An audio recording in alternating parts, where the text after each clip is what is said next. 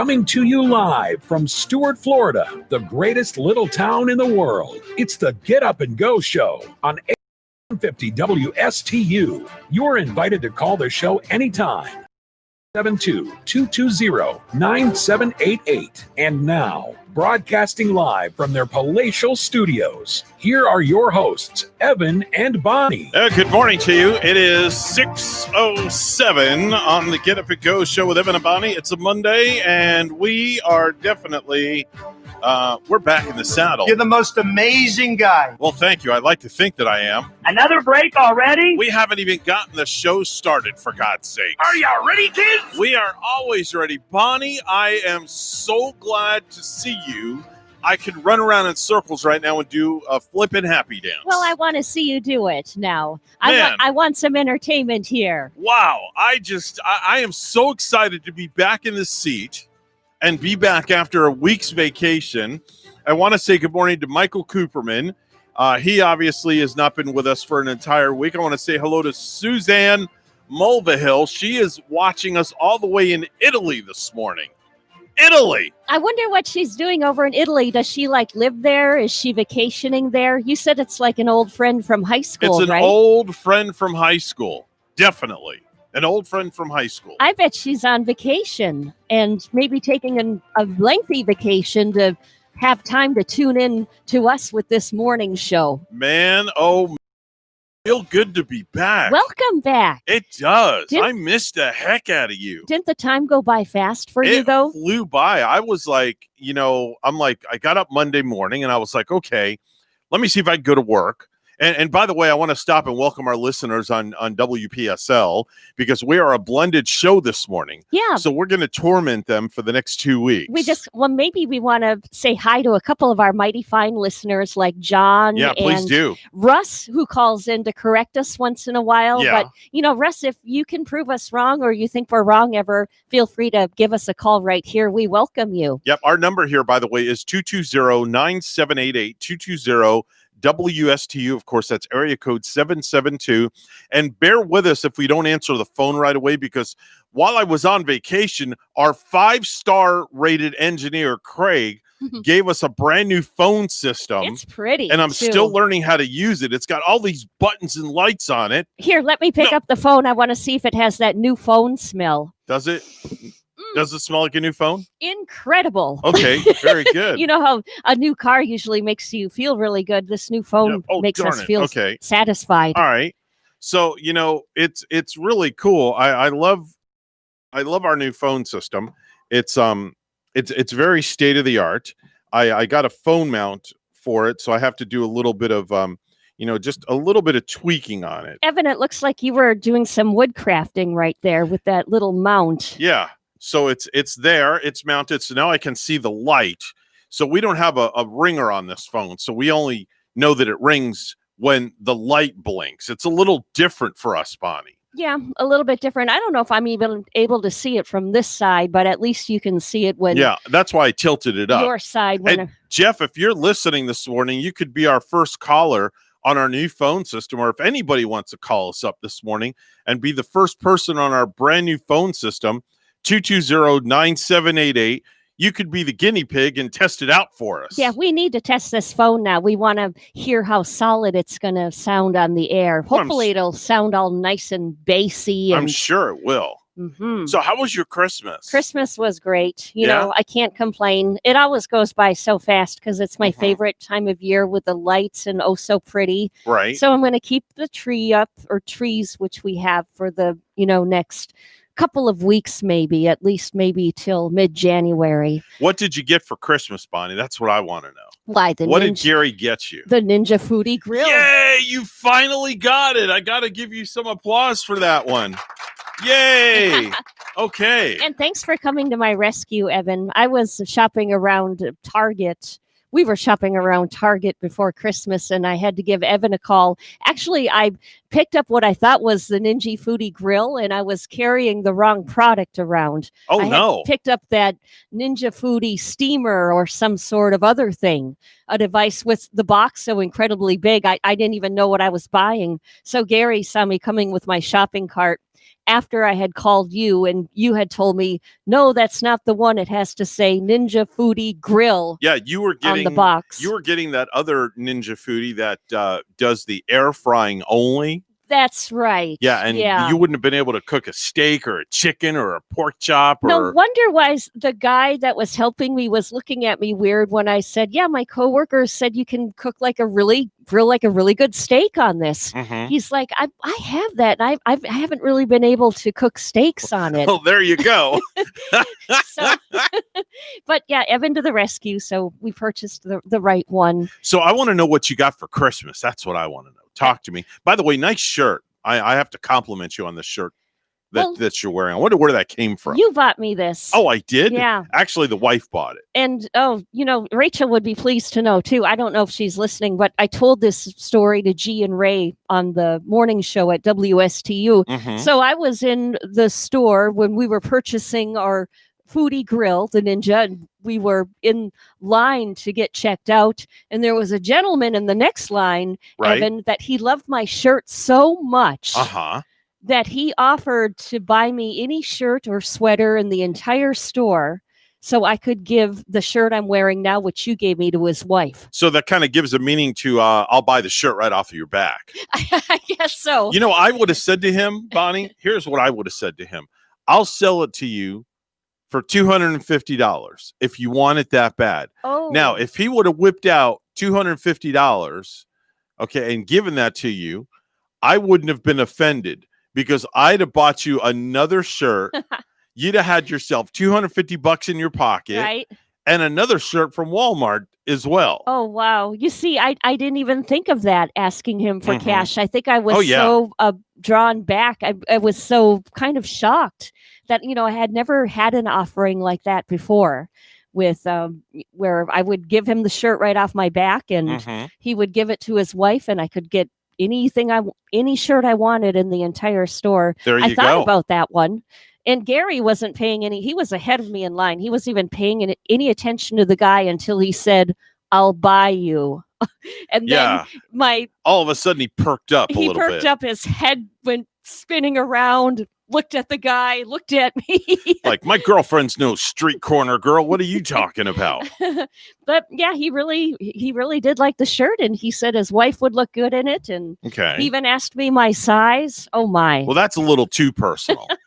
You Oh. just don't do that. That's just a little too much. It was. Did you get everything that you deserved for Christmas? And did I you have a did. fine one? I did. I had such a great Christmas. It was unbelievable. Yeah, It was really, I saw pictures of you and your family at church, and everybody looked really nice. yeah, nicely it was dressed. Christmas was like, we went to Christmas Eve service at Christ Fellowship, and they had the candlelight service, and it was the most amazing thing I have ever seen. I love it so much. Here's a little audio from it.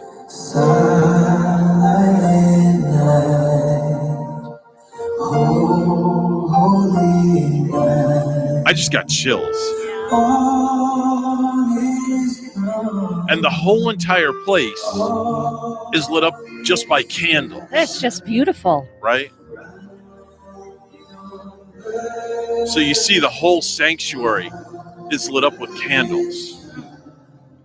Unbelievable. Now, it looks like there was a lot of people there, but there wasn't. Everybody was, family sat together Yeah, and stuff like that. But it was really cool. it's a very pretty sight. I like those pink balloons that are floating on the big Well, that's monitor actually screen. that's a backdrop that they make for the screen. Yeah, it looks like balloons or some sort of pink Christmas bulbs that are floating back there. Right. And with right. the candles all lit too. That's a pretty scene. Yeah, it was a lot of fun. So tell me, you got the Ninja Foodie. What else did you get for Christmas? TV for the bedroom. Oh, you did?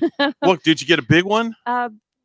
Fairly big. It's just like not a 55 inch? large screen. I think it might have been 32, 55. It's 55, it's 47. rectangular. It's Okay. it's not too small, but it's Okay. not too big either. Is it a smart TV? Yeah. opposed to a dumb TV. Yeah. Well, we got to have our Hulu and Yeah. Netflix and all that going Oh, of course. in the bedroom too. Of And, course. you know, when it gets too loud in the living room, you like to go in the bedroom to have a Definitely. little sanctuary. Definitely. So that's always good. Definitely so. So now here's a question for you, and then I'll go into kind of, what we did with our Christmas. Why do they call the TV a smart TV and not a dumb TV? Think about that one. That's a question. Maybe one of our listeners can call in I'm not really and tell us sure. why they call it a smart TV. I think it's the branding. Like, you'd be more apt to a smart TV Right. as opposed to a dumb TV, right? Right. But some TVs are not smart TVs. They don't have all the extra features in them. Mm. So therefore, they're not a smart TV. Like smart TVs have Hulu and all the different apps that you Yeah. can do different things, where some big screen TVs don't have those apps in them. Correct. And a smart TV is like you said, it's a TV of the times. Yeah. And that's the one you want to purchase. But why did they call it a smart TV? That's what I want to know. I think, like I said, branding of it is smart, and Okay. it's smart to get one because you get your choice of so many channels and so many networks that are offering. It's kind of like, Evan, if you go out and say if you were single and you would look for a new girlfriend. Oh, whoa! I'm not doing that anytime soon. Would you want to find a smart or a dumb girlfriend? Well, it depends, because if she's dumb, you can smart. Oh, okay. Just you opened up a big can of worms there, but guess that's so. okay. But women are not dumb though. All women are smart. No, All women absolutely. are very, very intelligent. Absolutely. They truly are. Yeah.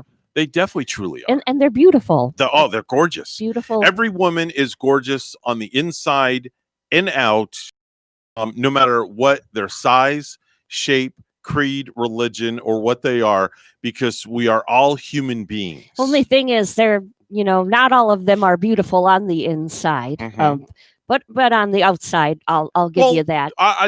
All women do have some form of beauty on the inside, though. Okay. I mean, there's some that are mean and some that are not mean, but I'm sure that the mean ones do have a little bit of a beauty side to them. Well, the beauty of it is we're all born innocent as little Definitely. infants. We are Definitely. little children Definitely. of God. So we got up in our household. I was the first one up, and let me see. Dylan spent the night. He came up from Miami. Of course, Gavin lives with us. There's Gavin and Dylan. Right. Dylan came up from Miami. Haley worked. Haley. The twin worked. In Yeah. fact, the twins' birthday is tomorrow. They're going to be 29 years old. Oh wow! And then we celebrated Darren's birthday. One He's more 31. year in their 20s. Yeah. What are they going to do with the most exciting year? Oh, I don't know. Are they afraid of turning 30? I don't know. They call it the dirty 30 is what They it do? is. Yeah, they call it the dirty 30. When I turned 30, it never bothered me. It never bothered me whatsoever. Okay. So we got up, and of course the wife was the last one up. She loves to sleep in. It's her vacation as well. Christmas Day, Christmas morning? Yeah, Christmas morning. Oh, okay. So we got up about 7:30, and we gathered around the table, and we start opening gifts, and Gavin passes out the gifts from under the tree, and he gets Dylan his stack of gifts, and Gavin gets his stack. I get my stack, and Rachel gets her stack. And Gavin, he opened up all his gifts, and he got everything that he wanted. He got some clothes. He got some new in-ear monitors for church that he needed really badly for when wow. he sings. Yeah. He got these that are made by Shure, like the microphone Shure. Mm-hmm. So he got some Shure in-ear monitors, which are really super nice. Oh, I bet they sound like in stereo, right? Yep. Ooh. And he got a gift card from his grandfather for $100. So he did good, and he got a nice new stereo for his car. Dylan got a bunch of little doodad trinkets, and we gave him a gift card. My wife, I got her this Mr. Coffee iced coffee maker. Now, mind you, okay, this thing you can only buy at Target or Target. Is it kind of like the Nespresso that I've been seeing advertised? I'm not sure, but this thing goes for $29.95 at Target. Oh, that's a good price. Okay, but here's Yeah. the problem. Target didn't have any. No Targets had any at all, because it's a hot item like the PlayStation 5. Yeah. So I had to go online and go buy it somewhere. And my wife gave me very distinct instructions. Don't you dare spend more than $29.95. Okay. I'm like, okay, whatever. Yeah. So I did what I needed to do to get it here. You're still getting it. I got it regardless of what the darn thing cost. How much more did you pay? You're not going to know. Sorry, that's not an item that's up for And discussion. Rachel won't know, and she won't know because she's till listening. next year, maybe. She'll never know what I paid Yeah. for it. But anyway, to learn that I thought an iced coffee maker is strictly making iced coffee.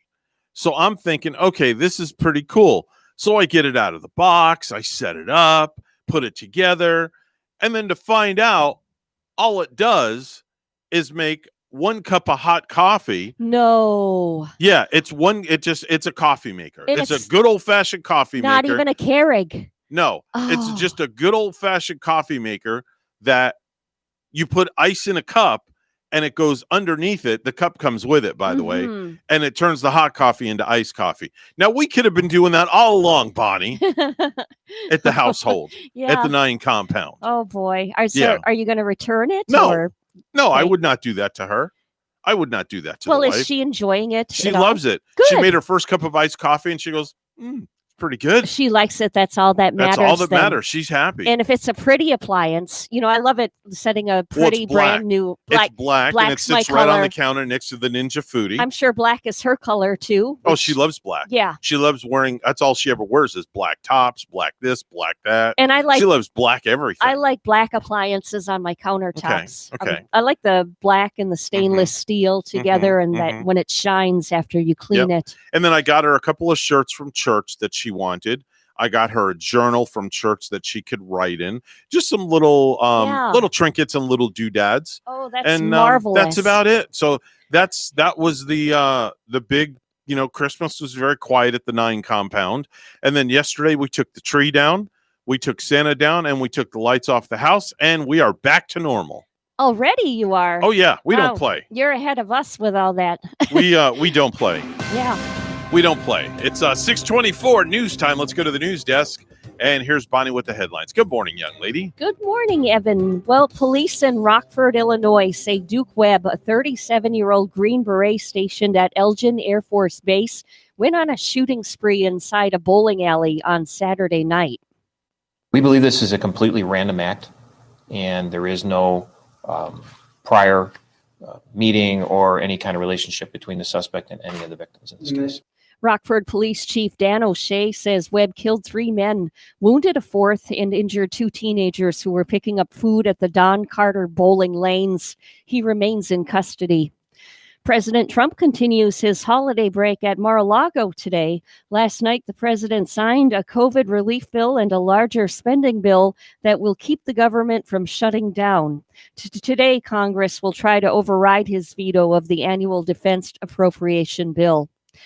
Millions of people are taking Christmas vacations in Florida, something health experts cautioned against. On ABC's This Week, Surgeon General Vice Admiral Jerome Adams said those vacationing families need to take precautions when they get home.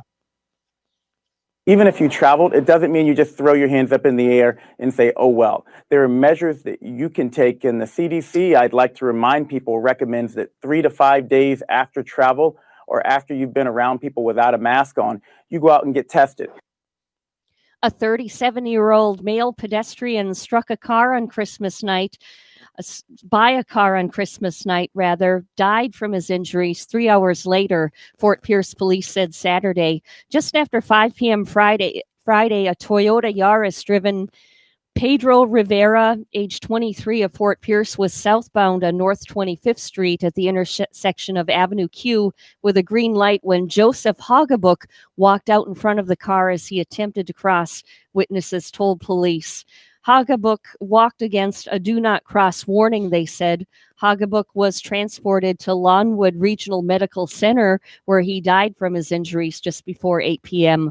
Police said Rivera, who was the only person in the car, uninjured, remained at the scene. Fort Pierce Police Traffic Homicide and Crime Investigators conducted an investigation at the scene. No charges have been filed in the crash, but an investigation remains ongoing. A 7-year-old boy named Eli saved his baby sister's life when he jumped into her room through a window to rescue her from a fire that destroyed his family's home. It was a typical night at the Davidson household in New Tazewell, Tennessee on December 8th. Chris and Nicole Davidson fed their 3 children dinner, tucked them into bed, and were asleep by 8:30 p.m. Hours later, Nicole Davidson woke up to the smell of smoke. Within minutes, the family's home was up in flames, and 22-month-old Erin Davidson was trapped in her room.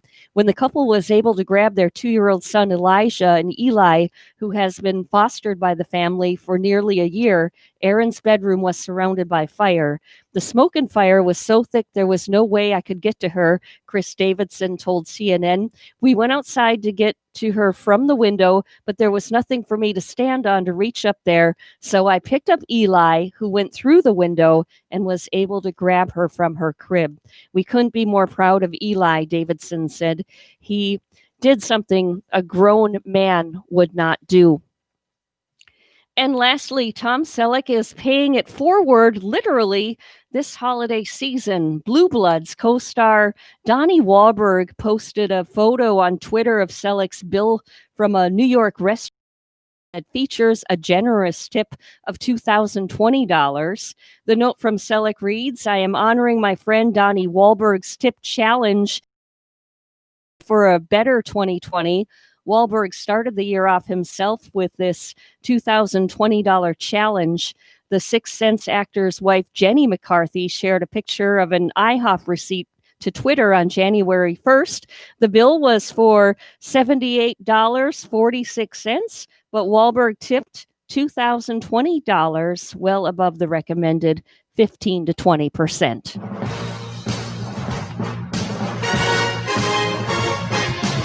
We have a new NFL theme music, sports. Evan, you surprised me very much with that. Very, very, very much. So woo. Woo. And Merry Christmas to you, okay? I was like, I didn't recognize that. And an NFL rundown of these scores from last night. Minnesota got dumped by New Orleans 52-33. Tampa Bay, what a win over Detroit. 47-7. Arizona gets beat by San Francisco 20-12. Kansas City barely beating Atlanta 17-14. The Jets, they take their second win, downing the Browns 23-16. Pittsburgh wins 28-24 against Indianapolis. Let's see, we had Chicago beating the Jaguars, Baltimore beating the Giants, Cincinnati wins over Houston, Dallas over Philly, and Green Bay taking a win last night over the Tennessee Titans. Did you see that game last night? I watched a little of it. Yeah. I only watched like the first 10 or 15 minutes just because the snow.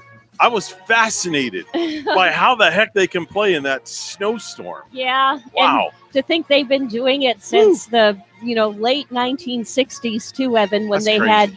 When they had, I think, what they called the Ice Bowl or the Freeze Bowl in the late 60s. You just wonder how they play in that and keep their hands even warm to throw a football. Yeah. It's 6:30, and we'll have weather and traffic together next.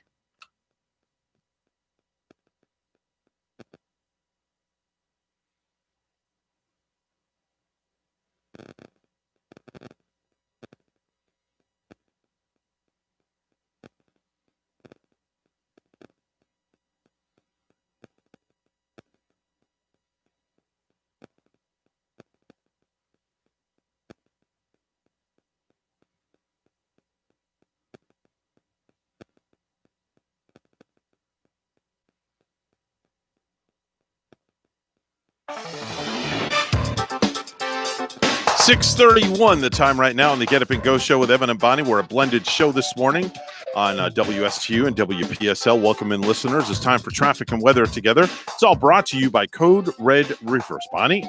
Well, Evan, we saw an accident this morning on I-95 northbound at mile marker 110, where the right and center lane being blocked by fire apparatus 2. The right and center lane, this is I-95 northbound, mile marker 110. So it looks like there is a little bit of backup this morning in that area. And there's your latest look at traffic. Well, we have 58 in Port St. Lucie and Beppu, Japan. It's 48. Here's our forecast at WPTV. This morning along the Treasure Coast, a few showers moving in from off the ocean. Temperatures starting off in the mid to upper 50s. This afternoon, highs reaching the low to mid 70s, partly sunny skies, and a 20% chance for isolated rainfall. Tonight, lows in the upper 50s and a couple of passing showers. Similar weather tomorrow, highs reaching the low to mid 70s with low rain chances and breezy southeast winds. Wednesday, warm and windy with highs climbing to the upper 70s.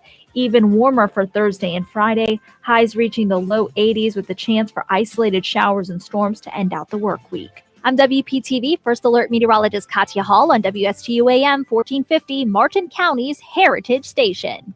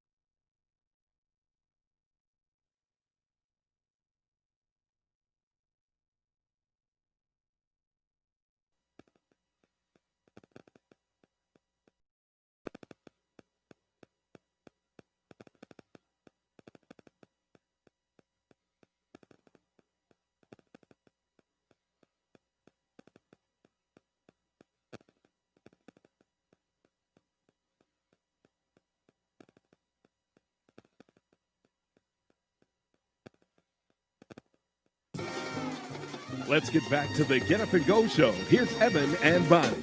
6:34 on the Get Up and Go show. And normally at this time, Bonnie, we do viral videos, but our show prep company that we normally use is on vacation. So I thought I'd talk about our guest that's going to be here this Friday, who we have had on our show prep. She had a viral video out. She's a school teacher by the name of Emma Ginder. Emma Ginder, and she teaches virtually, and she thought it would be funny to get a whoopee cushion and make a tooting sound to her kids During class. and this video has gone viral. So let's listen into this. Most of us are here, so if you want to pull out your Journeys book.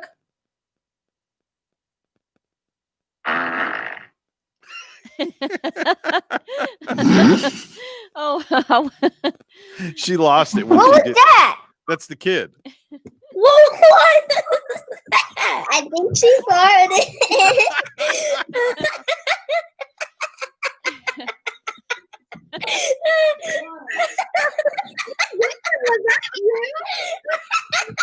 These kids are laughing That so was a big hard. one. That was a big one. So anyway, so we're gonna have her on the program this Thursday for the end of the year. yeah, and she really knew the way to get her students' attention. See, she's doing this Zoom thing. Yeah. And, the funny thing about this video is watching it and watching every single kid in that go from kid to kid to kid in the Zoom video. And, I know. And look at their reactions. It's hilarious. And the laughter of the little kids. It's hilarious, and she's going to see if she can actually get one of the kids on with us as well. So we have a phone call right now. Let's see if I can mash this button, and let's see if I can get it to work. Hi, you're on the air with Evan and Bonnie. Good morning. Isn't it amazing how some noise like that could make some like this laugh and grin, and the kids are just going ballistic? That's an awesome. It really is, and I mean, I really give a lot of props, Jeff, to Emma, the school teacher, because it's very challenging in these times right now, and you have to do something to lighten the load. So she does a whoopee cushion sound, and the kids just lost it completely. And I think that's the. Go ahead, Red Bonnie. Oh, I was going to say, if you want people to practice that social distancing, you should carry a whoopee cushion around with you everywhere you go. That's an automatic whoopee distance clearing device. I mean, I carry one with me at the moment's notice. I can do it at any time. See, I can do it like that, and I can do it right there. Yeah, some people Well, I always said you're talented when you can fart on command. Yeah. Sound like you're in a construction zone there, Jeff. Evan's very talented, yes. Yeah, I mean, I could go stand in the other room and I could, just like that, just like the teacher can. Can you cry on demand too? Can you? Hey, it's welcome to have you back, dude. I missed you all week last week. Well, thank you. You know, I hope you listened into our sister station. I did. I listened to your sister station, but they never let Bonnie talk. Oh, excuse me. I shouldn't have said that. Oh, no. You just threw G and Ray under the bus. No, I talked there from time to time. And, I didn't want to take over the whole show. So therefore, I think I talked enough. Yeah, Bonnie, she's the almighty goddess of radio. So once you give her a microphone, she'll take charge and she'll be large in charge. And that's it. The show goes to heck in a handbag. No, but she'll whip everybody in the shape. There you go. There you go. Hey, how was your Christmas, Jeff? It was just wonderful. It was quiet. It was laid back. Okay. Did you get everything you wanted? Well, I got everything everybody else wanted. Oh. If you know what I mean. Yeah, I got of course. Okay, which is everything for everybody else, which is peace, love, and happiness. So did you have package envy at your house on Christmas morning? They were envying your packages? Well, actually, they were pretty happy with what I got them. It was like a significant other got a sapphire ring and with the diamond, not the diamonds. Oh, look at you go! Look at you go! You're going pimping. Wow. Okay. She was happy. No, it's actually it was not so much bling. She's not a bling person. Okay. But that's why it's so hard to buy for. But I hit on this one. Oof. Out of 10, I usually get about one right. I got this one right. Thank God. Wow. So you nailed. You got a grand slam on that one. Nice. Heck yeah. Very good. Attaboy. Been with somebody for almost 18 years. You sort of get.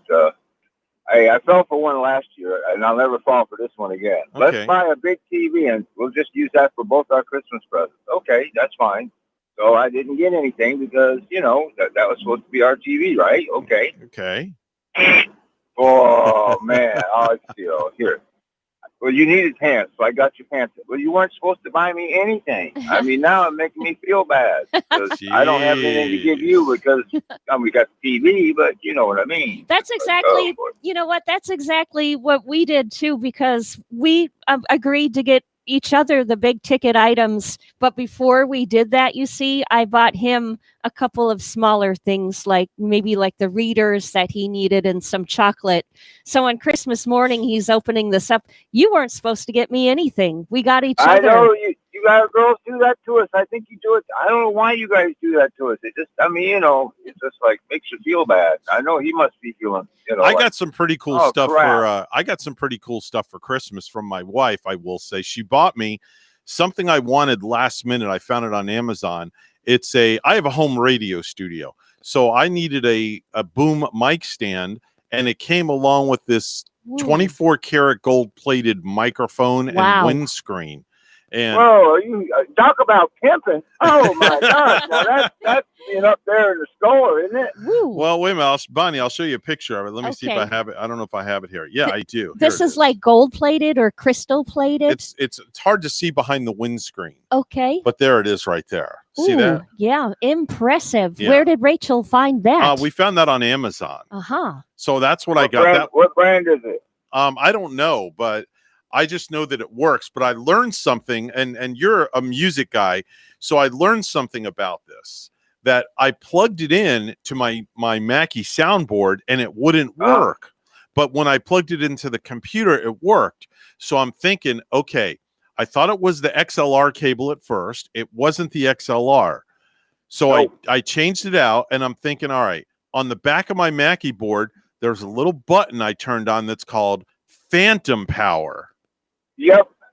And sure enough, the minute I turned on the Phantom Power, boom, the worked. microphone came right on.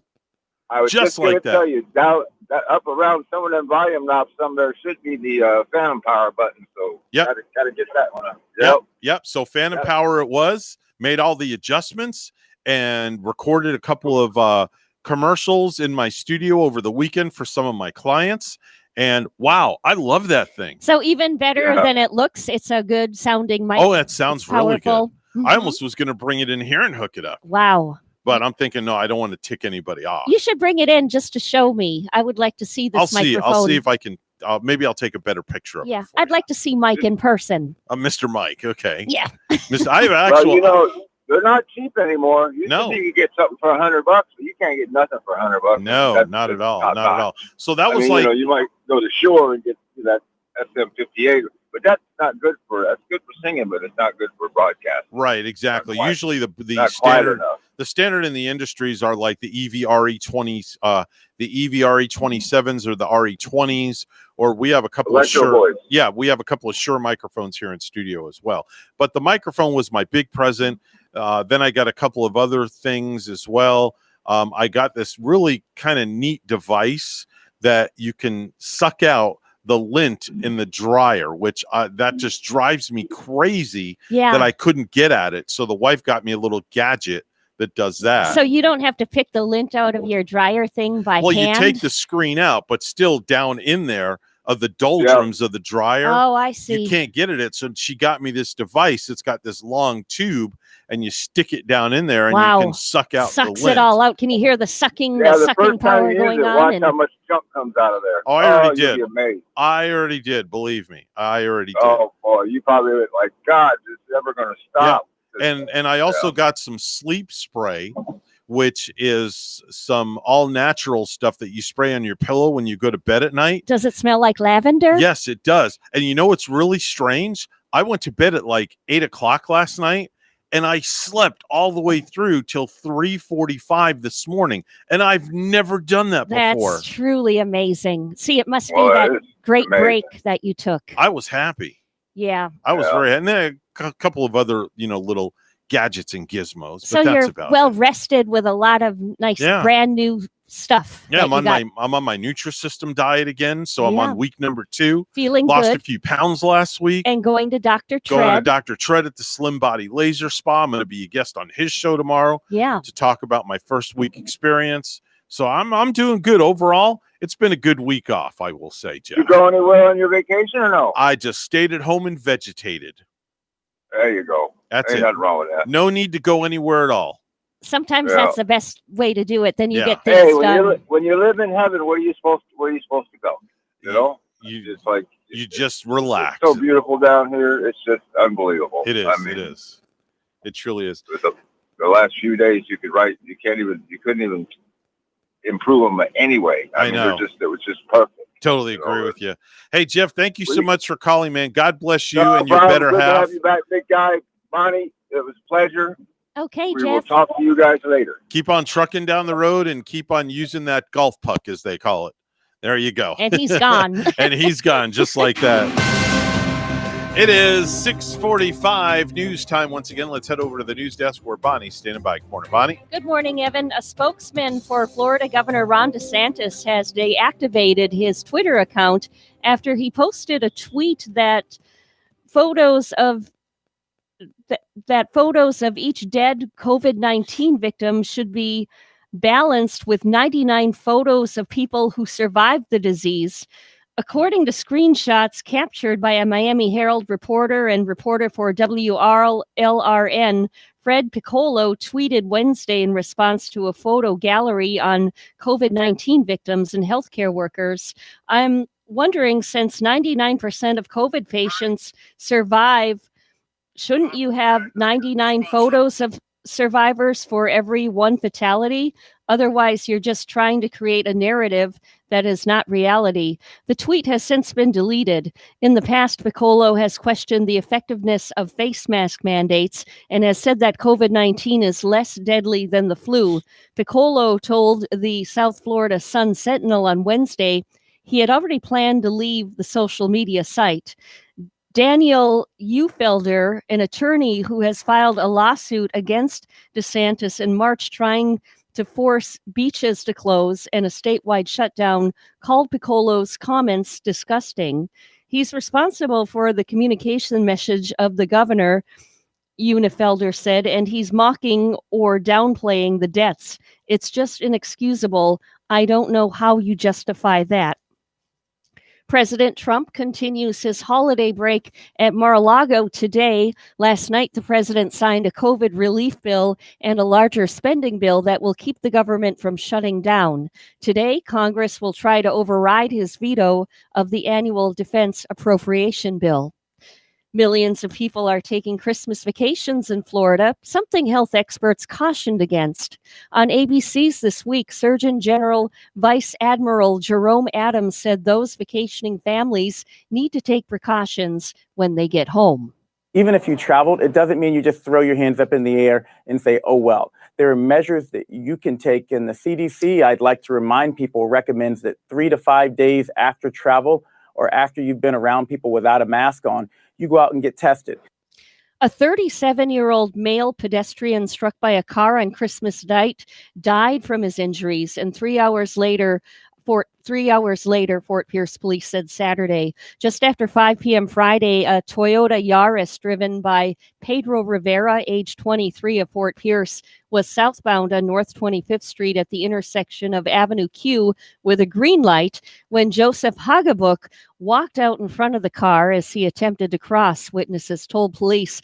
Hagebook walked against a do not cross warning, they said. Hagebook was transported to Lawnwood Regional Medical Center, where he died from his injuries just before 8 p.m., police said. Rivera, who was the only person in the car uninjured, remained at the scene. Fort Pierce Police Traffic Homicide and Crime Scene investigators conducted an investigation at the scene. No charges have been filed in the crash, but the investigation remains ongoing.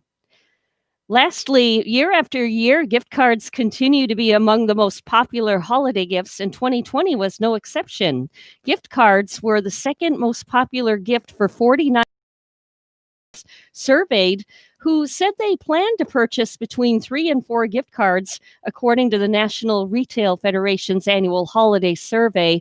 Total holiday spending on gift cards were expected to reach $27.5 billion, the Federation said, noting consumers were spending $163 on average. But whether consumers will redeem their plastic cards or digital codes is another matter. According to a Bankrate.com survey, U.S. adults have more than $20 billion in unused gift cards and other cards like airline vouchers. 25% of adults have left a gift card. 22% have lost a gift card, and 57% have held onto an unused gift card or store credit.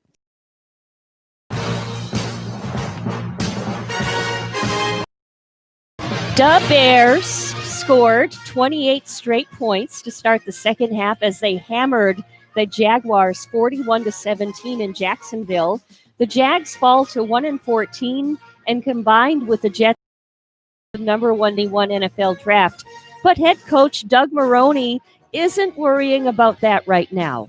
You know, I'm trying to win football games with the guys that we have. So that's my job. That's what I'm working on. I can't really give you a need or anything like that. That's not my role.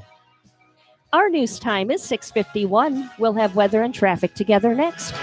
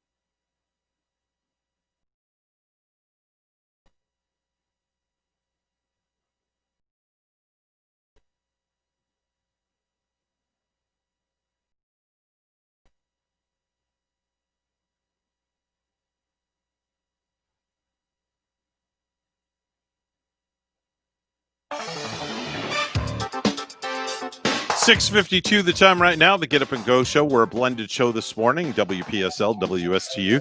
Time for traffic and weather together. All brought to you by Code Red Roofers. Bonnie? Well, there is an accident down by Jupiter. This is on I-95 northbound at Indiantown Road with some roadblock in the northbound direction. And also we're looking at the accident on I-95 northbound at mile marker 110 this morning in the Stewart area where the right and center lane have been blocked by fire rescue. And there's your latest look at traffic. It's 62 and cloudy in Stewart, and it's 43 with clouds in Detroit, Michigan this morning. Here's our weather at WPTV. This morning along the Treasure Coast, a few showers moving in from off the ocean. Temperatures starting off in the mid to upper 50s. This afternoon, highs reaching the low to mid 70s, partly sunny skies, and a 20% chance for isolated rainfall. Tonight, lows in the upper 50s and a couple of passing showers. Similar weather tomorrow, highs reaching the low to mid 70s with low rain chances and breezy southeast winds. Wednesday, warm and windy with highs climbing to the upper 70s. Even warmer for Thursday and Friday, highs reaching the low 80s with the chance for isolated showers and storms to end out the work week. I'm WPTV First Alert Meteorologist Katya Hall on WSTU AM 1450, Martin County's Heritage Station.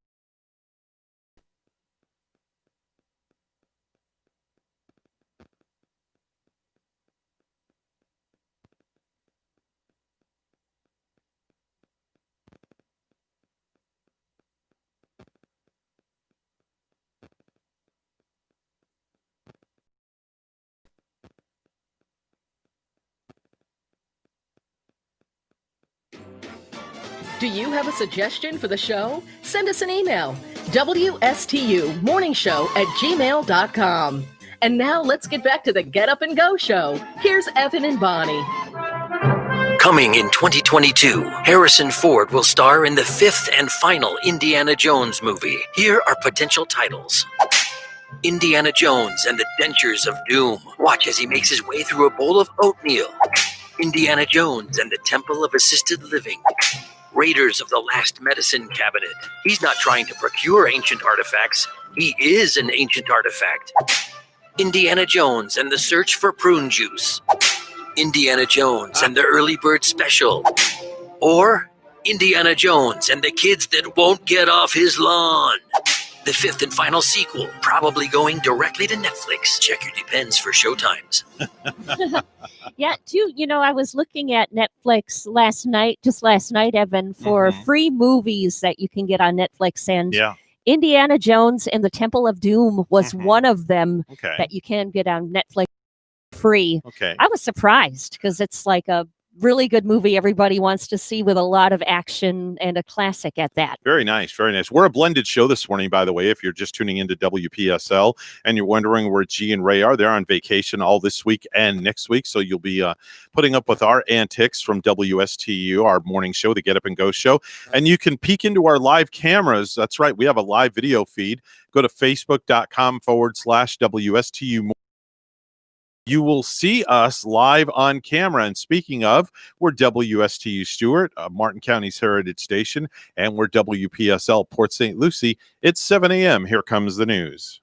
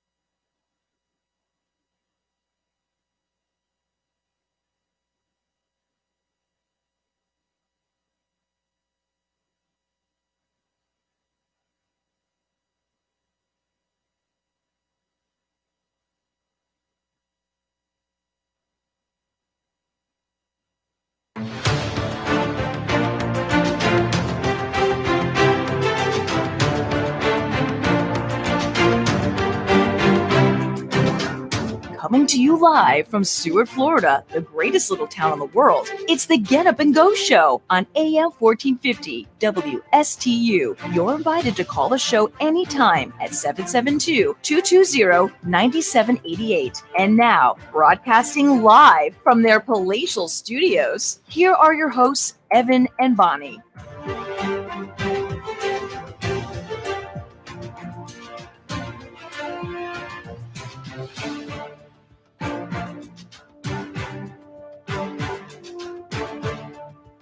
7:07 on the Get Up and Go Show with Evan and Bonnie.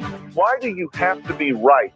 Well, because I'm always right. What are you so angry about? I'm not angry. I'm just having a good time. You are drunk at a tissue level. I don't know about drunk at tissue level, but I'm feeling real good this morning. What's drunk at a tissue level? Couldn't tell you. I don't know what that means. Couldn't tell you. Dr. Phil, what are you saying? I have no idea. No idea at all whatsoever. Must have been him talking down to somebody again on the Dr. Phil show. Yeah, definitely so. Now, hopefully, I did this right. Let me see if I this is a new phone system. So I hung up on this person earlier. Hi, you're on the air with Evan and Bonnie. Good morning. Good morning. There she is. So this, yes, there she is. This is my high school friend. I went to high school. I went to high school with this girl way back in like 1970, 76, 77, 78. So it's a girl you haven't seen in like 80 or 90 years? Well, it's like forever, and she's calling us from Italy. Wow. Yeah. Hey, she's good morning. Calling us all the way from Italy. Good morning. Buongiorno. Yeah, buongiorno to you too, Sue. How you doing? Long time no talk. Oh my gosh. Right. I saw you live, and I was like, I got to say hi to Evan 9. Oh man, I'm telling you. How's life in Italy? How what? How is life in Italy? Oh, it's fantastic. I love living here. Do I you? absolutely love it. I wondered this morning when Evan said you were there, I wondered if you were visiting, live there. Well, I bought a house here a couple years ago, and I have been going back and forth for a few years. But when I came here in August, I had a quarantine for 2 weeks, and I realized I really didn't have to go back. So Wow. I stayed. So you've been in Italy just recently, since August. Correct. Wow. That's when What brought you to Italy of all places? What brought me to Italy? Well, I stayed here in 2013. My aunt and uncle have a place about an hour from here. Uh-huh. And I was a city commissioner in Lake Worth for 4 years. And in Trust 2000 me, I remember you from back in the day being the city commissioner. Yeah, I did that. And then I came on a commissioner. I went on a commissioner rehab. Do you need rehab after being one? Yeah, I needed a commissioner rehab. So I went to rehab here stayed in Italy for 6 weeks. And then I went to Romania, where my mother was from. And then an idea came to me to go back to Florida and start a business in the plant business that my dad was in. So I did that. Wow. What kind of plants? Like a marijuana plant? No, not marijuana. They weren't marijuana plants. They were, although I have tried to grow them. Okay. We're shocking our sister station listeners. I don't know. More people seem to be doing it now. It's become more, I don't know, recreational. Seeming recreational and legal. I don't know. Medicinal. There you it's go. Actually medicinal. Very so true. How is life in Italy with COVID? What's going on over there with COVID? Okay. So we're actually in the lockdown right now. Oh, no. Yep. I've been in lockdown. So unless you're working, like drive or needing to go to the food store, you're in where we can't, there's no restaurants open right now. I think the 6th it ends on the. Okay. And if you look at COVID Italy, you'll notice that we're under 10,000 cases now for the whole country of 60 plus million people.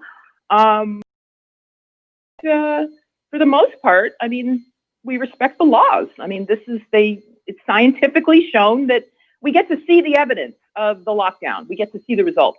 Like in Italy, will they arrest you? Like if you're seen outside, caught not wearing a mask or something?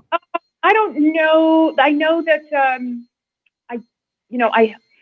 I only read some of the news in Italian. I'm still learning. Buongiorno. Girl, you better learn. You got to learn the laws there. Yeah. No, tutti Italiano, Right. studio every day. I study Italian every day.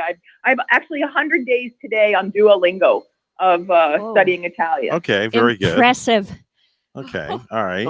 So COVID is not all that bad over where you are. It's just they're keeping people in lockdown to stop the spread is why they're doing that, right?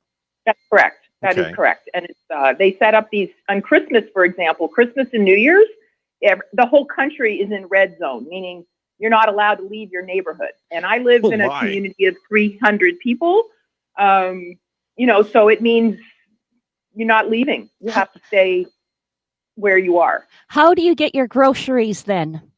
Well, there's a little store in Negozio here that's about a 2-minute walk.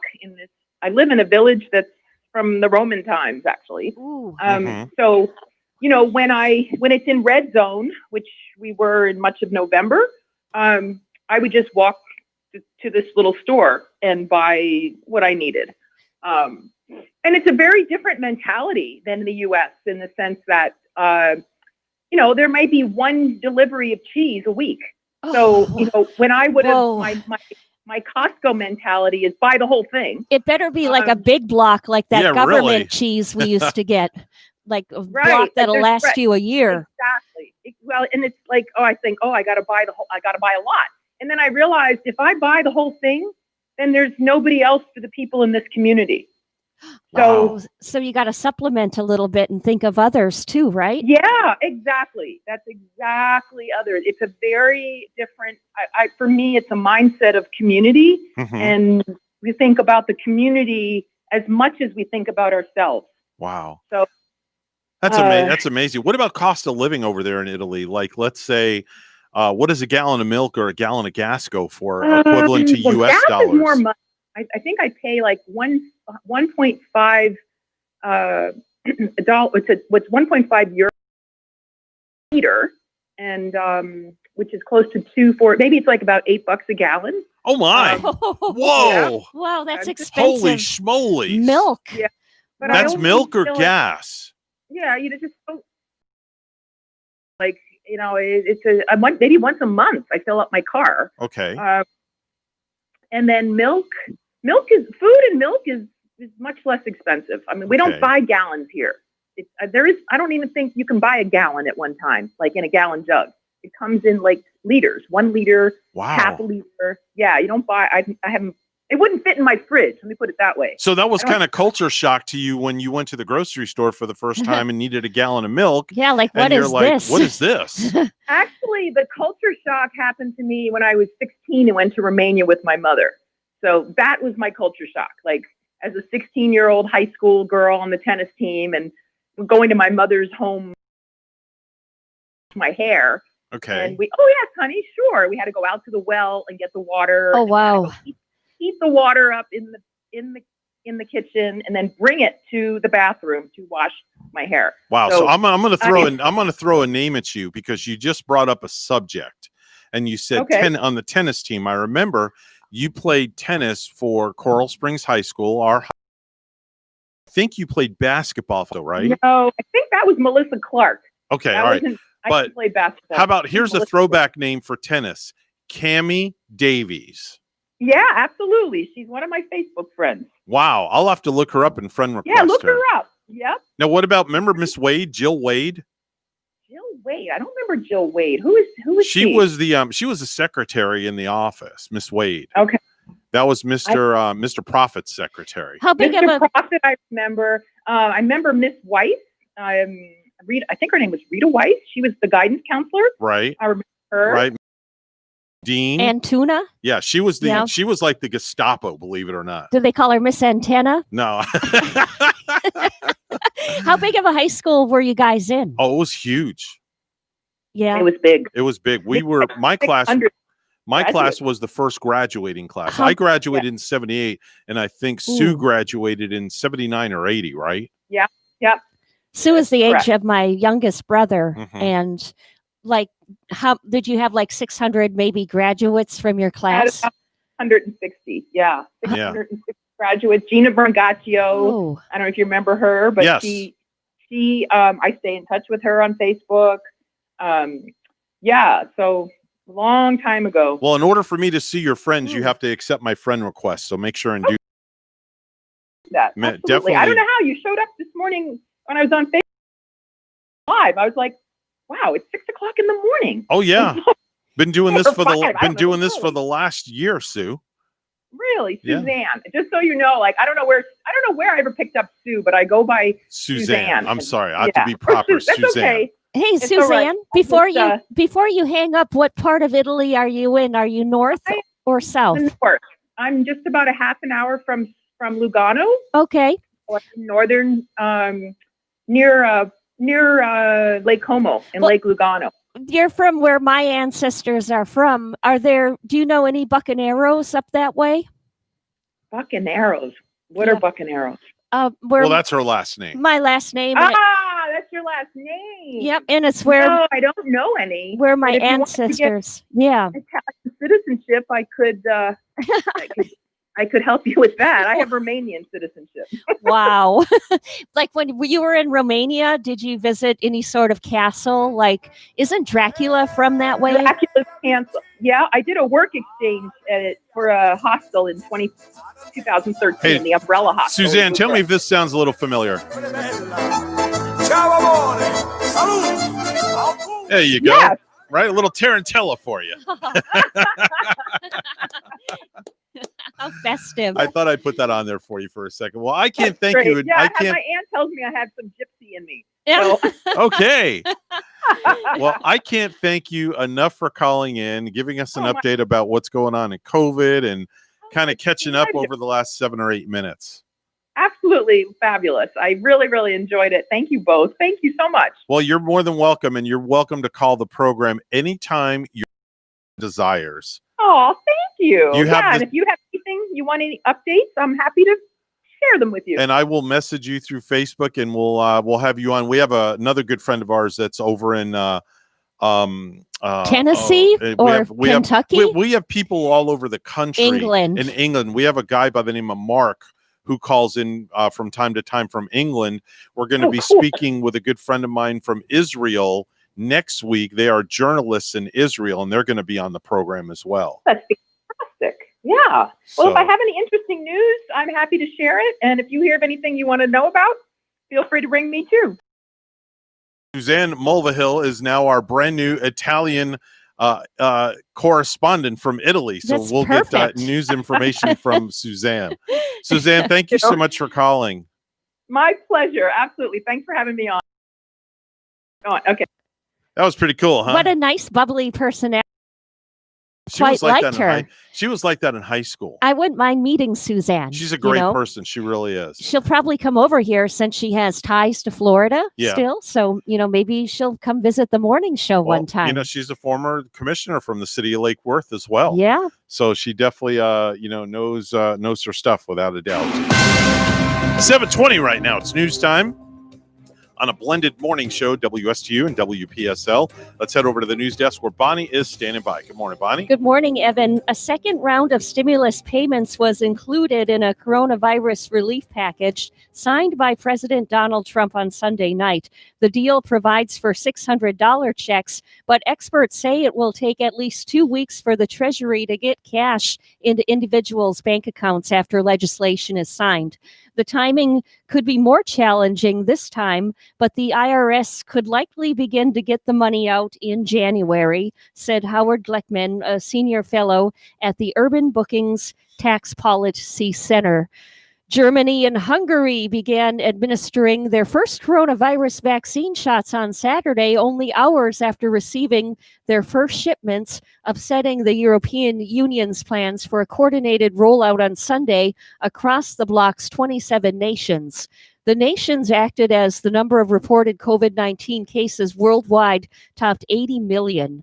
Saturday data compiled by Johns Hopkins University counted 472 2,000 new cases on Christmas Day. COVID-19 has killed more than 1.75 million people worldwide. States is by far the leader among nations in cases of coronavirus illness, reporting nearly 18.8 million Saturday. India follows with 10.2 million. Brazil has counted 7.45 million. There have been more than 330,000 deaths in the U.S., 190,000 in Brazil, and 147,000 in India. Police in Rockford, Illinois say Duke Webb, a 37-year-old Green Beret state, went on a shopping spree inside a bowling alley on Saturday night. Went on a shooting spree, rather, inside a bowling alley on Saturday night. We believe this is a completely random act, and there is no prior meeting or any kind of relationship between the suspect and any of the victims in this case. Rockford Police Chief Dan O'Shea says Webb killed 3 men, wounded a 4th, and injured 2 teenagers who were picking up food lanes. He remains in custody. A cookie competition between 2 dads turned into a heartwarming effort that has resulted in over 18,000 cookies being delivered to essential workers across Pennsylvania.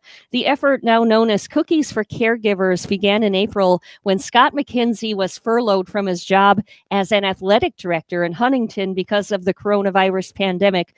The cookies were delicious. Proud of his newest talent, McKenzie shared photos of his dessert on Facebook. Now that caught the attention of his longtime friend, Jeremy Urich, who had also taken to baking cookies with his 2 sons during the pandemic. The competitor and Jeremy said to the competitor and Scott, "I bet my cookies are better than yours." And heck, that's all it took, McKenzie said. And so the bake-off began. The pair, ready to bake dozens upon dozens of cookies to frontline workers, including nurses, firefighters, local grocery store employees, baked dozens upon dozens of cookies. They decided to donate the treats to those frontline workers. And lastly, year after year, gift cards continue to be popular holiday gifts, and 2020 was no exception. Gift cards were the second most popular gift, for 49% of consumers surveyed to purchase between 3 and 4 gift cards, according to the National Retail Federation's annual holiday server. Total holiday spending on gift cards was expected to reach $27.5 billion, the Federation said, noting consumers were spending, on average, $163.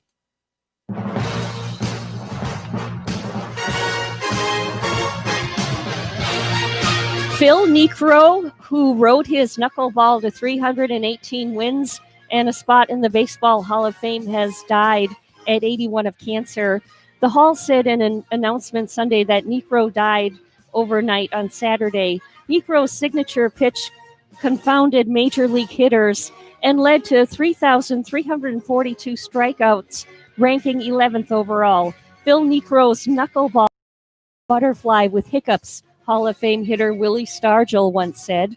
Niekro played 21 of his 24 seasons with the Braves organization, starting in Milwaukee. He led the National League in 1967 with a 1.87 ERA in Atlanta and made the first of his 5 All-Star appearances in 1969 when he recorded 23 wins. Niekro said he had learned the knuckleball from his father. News time is 7:25. We'll have weather and traffic together next.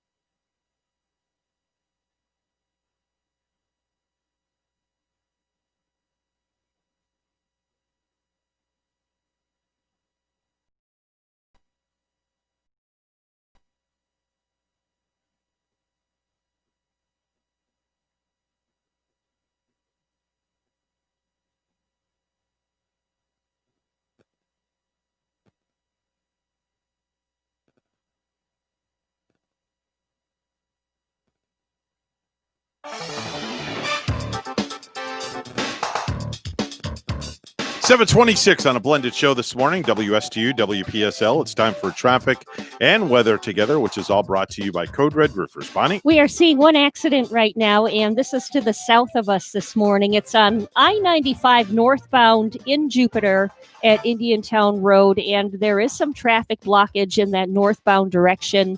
Other areas, including the Palm City area, Port St. Lucie on up to Fort Pierce, it's looking like a good ride thus far on this Monday morning. And there's your latest look at traffic. Little rain showers happening too. It's a 59 in Port St. Lucie. In St. Andrews, Scotland, 32 degrees. Here's our weather at WPTV. This morning along the Treasure Coast, a few showers moving in from off the ocean. Temperatures starting off in the mid to upper 50s. This afternoon, highs reaching the low to mid 70s, partly sunny skies, and a 20% chance for isolated rainfall. Tonight, lows in the upper 50s and a couple of passing showers. Similar weather tomorrow, highs reaching the low to mid 70s with low rain chances and breezy southeast winds. Wednesday, warm and windy with highs climbing to the upper 70s. Even warmer for Thursday and Friday, highs reaching the isolated showers and storms to end out the work week. I'm WPTV First Alert Meteorologist Katya Hall on WSTU AM 1450, Martin County's Heritage Station.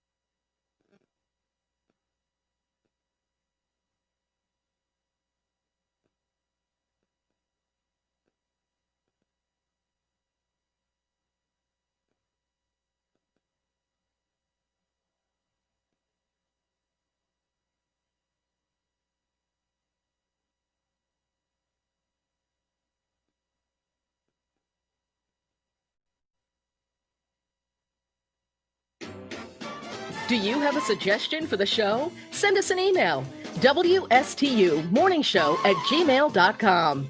And now let's get back to the Get Up and Go show. Here's Evan and Bonnie. 3 out of 4 adults working in the United States are experiencing worker burnout. Here are some tips to help you during these difficult times. First, evaluate your options. Next, discuss specific concerns with your why I didn't get a raise this past year or last year. Yet the company seemed to do just fine and the CEO got his bonus. And what the hell happened to my PDF files? And it wouldn't hurt every once in a while to get a compliment. You're doing a great job, Lisa. Thanks for all. But no. Well, I'm here to tell you worker burnout is friggin' real. Something's got to give because I'm about to lose my shipping labels. So try a relaxing activity. Get some exercise. Get some sleep. Try mindfulness. Screw it. Hand me the bottle of Jack. You ever have worker burnout, Bonnie, at your other job? Oh yeah. I get it. I think I was starting to get worker burnout before I took my vacation in October, in late October. Okay. I think everybody gets a little burnt out every once in a while. Okay. You too, Evan, a little bit. Not really, to be honest with you, because I really truly enjoy what I do, so I don't get burnout. Maybe, just kind of need to take a couple of days and refuel the engines, so to speak. I'm finding too that even though you like or love what you do, if you're like, I head out to 2 jobs and my days go consecutively and it seems like I'm always marching somewhere, even though I like it and I like to earn money. We all like to earn money. You tend to just get a little burnt out after maybe some repetitiveness. I might want to add. Well, something that never burns out is stupid news. And now it's time for Stupid News. It's so stupid and awesome. Where we ask the important questions. Are some people too stupid to live? Why are you effing stupid?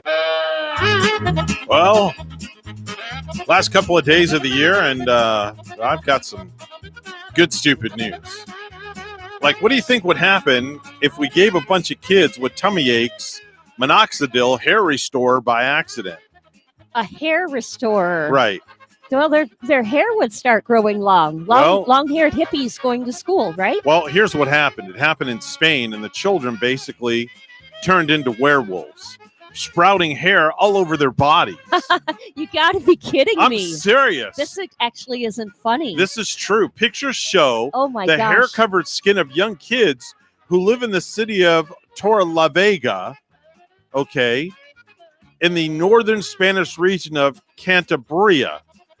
Now, local officials admitted the kids were mistakenly given minoxidil, a medication for hair growth, instead of omeprazole, used to treat gastric reflux, because the bottles were mislabeled. Oh, and by the way, this happened 2 years ago, but is only now being made public as furious parents say that despite corrective treatments, the hair keeps growing on the kids, and they're now demanding compensation. It keeps on growing? It's still growing. Like, do they have, are you seeing any pictures? Do they have patchy or blotchy spots of hair? No, they have hair on their backs. Kids have got hair on their backs. Wow. They look like little apes. Well, little probably monkeys can stay warm that way. I looked it up and it's 41 in Cantabria, Spain. A little bit on the chilly note. Yeah. So at least the kids are staying warm. So I wonder if you take and shave the hairy back. If I don't know. It's worse. Then it grows back more. Will grow back more with more hair growth. So note to self, Bonnie, don't take minoxidil if you don't feel good. Right. Like minoxidil, I don't know whatever you would use that for then. Well, it's hair growing treatment. Minoxidil. But if it's not supposed to grow the hair on your back, it's on your head, it's a hair restore. Yeah. In general. For guys to take if they have some sort of baldness. Guys and girls, but apparently in kids, it grew the hair on their back. Yikes. Yeah. Yeah. That's not good. No, that's a scary thing. Yeah. You're a good smuggler when police praise you for having, quote, creativity without limit. And that's what happened with a 30-year-old woman from Sao Paulo, Brazil. She got on a bus in Paraguay this weekend, headed back to Brazil, but the authorities got a tip she might be smuggling drugs, and they found that she was inside of her fake pregnant belly. The woman had hollowed out a watermelon, stuffed up her dress, and inside the watermelon were 4 bricks of cocaine. Cops were so impressed that they took several photos and praised the woman's, quote, creativity without limit on their Facebook page. Oh, wow. How about that one? Yeah, how about them apples, huh? Right? Yeah. Hollowing out a watermelon Uh-huh. and putting cocaine in there and putting it under your dress to make you look like you're preggo. I saw an episode of gypsies, like these gypsy thieves that went into stores, and a lady was she wore this big long dress that was hooped like down to her legs. It went out as a hoop, but underneath they had a gadget where there was like a little tubing inside where there was a little entrapment area where she could stuff little goods in, like flashlights, maybe a VCR. Carry bag, actually, built in underneath her dress. Wow. A 55-year-old guy named Tim Currier is the mayor of a 12,000-person town in Messina in upstate New York. He was the police chief for 2 decades before he was elected mayor 6 years ago. And this guy goes very hard. The county sheriff and U.S. Department of Homeland Security has been running an investigation on him for a while for selling drugs. And this past Tuesday last week, they made their move to arrest him. He took off in his car and got into a chase with the police through the town. And as he went through an intersection, he threw some of his crack out of the car window. This is the mayor? Yeah, the mayor. Oh my gosh. Yeah. Now, the police eventually got him to stop, and he was arrested on several charges, including possession of controlled substance, tampering with evidence, and failure to comply. He announced that he was taking a leave of absence from his job as the mayor to, quote, seek professional treatment. I'm sure he's going to probably get a long leave of absence. Yeah. They might even let him go. Where was that, Evan? That was in New York, Uh-huh. small town in New York of about 12,000 people. I see. Okay. A bald Kentucky man caused a disturbance at a salon after he asked a worker if she had a product to bring his hair back, and she told him no. What's that product those kids were growing their hair Minoxidil. long? And Minoxidil. that's what they need. Yeah. He needs that thing. Guy's name is Jeffrey Trent. He's 46 years old. He was arrested late last week after allegedly causing a disturbance inside a salon in Lexington, Kentucky. The 6'3", 250-pound Trent walked into the Frame Clinic and Gallery around 10:40 in the morning and asked about product to bring. An employee at the salon, which also doubles as an art gallery and a frame shop, told Trent that no such magic potion was available. At this point, Trent became very belligerent and created a massive disturbance inside the business. He was subsequently arrested on a misdemeanor disorderly conduct charge. Trent, whose hair color is listed as bald in police and jail records, was booked into the Shelby County Detention Center. Well, that salon should be calling up Spain and say, hey, we have a 6'3" tall bald man over here who's mighty angry. Loxolodon over here. Yeah, they need to have a conversation. A mother of 3 wept uncontrollably the other day in court when she was cleared by a jury of having sex with a boy in the knowledge that he was only 14 years old. Okay, Tia Vincent admitted she did initiates with the teenager at her home, but the 32-year-old who has 3 children of primary school age told the court she believed the boy was over 16. Now, the court heard that the boy and a 14-year-old friend had been playing football near her home, and she invited them in for a soft drink. She then allegedly took one of the boys upstairs to her bedroom, stripped him down naked, and pulled him down on her bed where she engaged in intimate relations. Believe it or not, a jury of 8 men and 4 women today found her not guilty of knowingly having sex with an underage boy. They found her not guilty. Not guilty. I'm rather surprised. I'm shocked on with that one. Oh yeah. I'm very surprised on that one, Bonnie. Me too. I really am. What state was that one in? Or Let me see. Was it? It doesn't say where. Uh-huh. It doesn't say where, so it had to be in another country because that would never happen here in the good old USA. I think she would have been found guilty. Yeah, I believe. I would agree. Yeah. I would agree with you wholeheartedly. An unnamed manager of a Wendy's in Tennessee was charged with simple assault after admitting to biting a 17-year-old teenage employee on the shoulder during their shift. The 53-year-old supervisor was accused of approaching the young woman in the restaurant and biting her left shoulder. When questioned, the manager told police that the teen was in the way of the fryer when she arrived to work. The man further claimed he was joking when he came up to her and growled. With that being said, the manager admitted to putting his mouth on her shoulder. Per the documents, despite the bite, no injuries were reported. The manager was arrested and booked into the county jail on $1,000 bond. You know, it could have been more than the bite there. That guy, by startling her like that could have pushed her right into that fryer. Exactly. That could have been a worse incident. Exactly. Yeah. A anonymous woman from London who purchased a red crochet style dress for her 18th birthday party advertised it on the buy and sell app for $75 plus $5 shipping. But shoppers were taken back when they read the product description that outlined some very explicit details about the dress.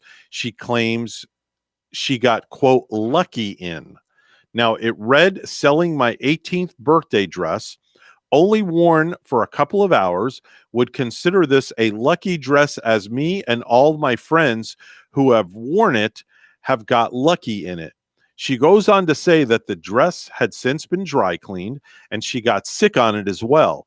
She says the dress has some signs of little wear and tear, but it's a lucky dress. She got lucky in the dress. Yeah. And her friends wore the dress and they got lucky in it too. Oh, boy. And they all puked on it. That's disgusting. And That's more than disgusting, And a little Bonnie. wear and tear. Little wear and tear. Who would want to buy that dress? A little wear and tear.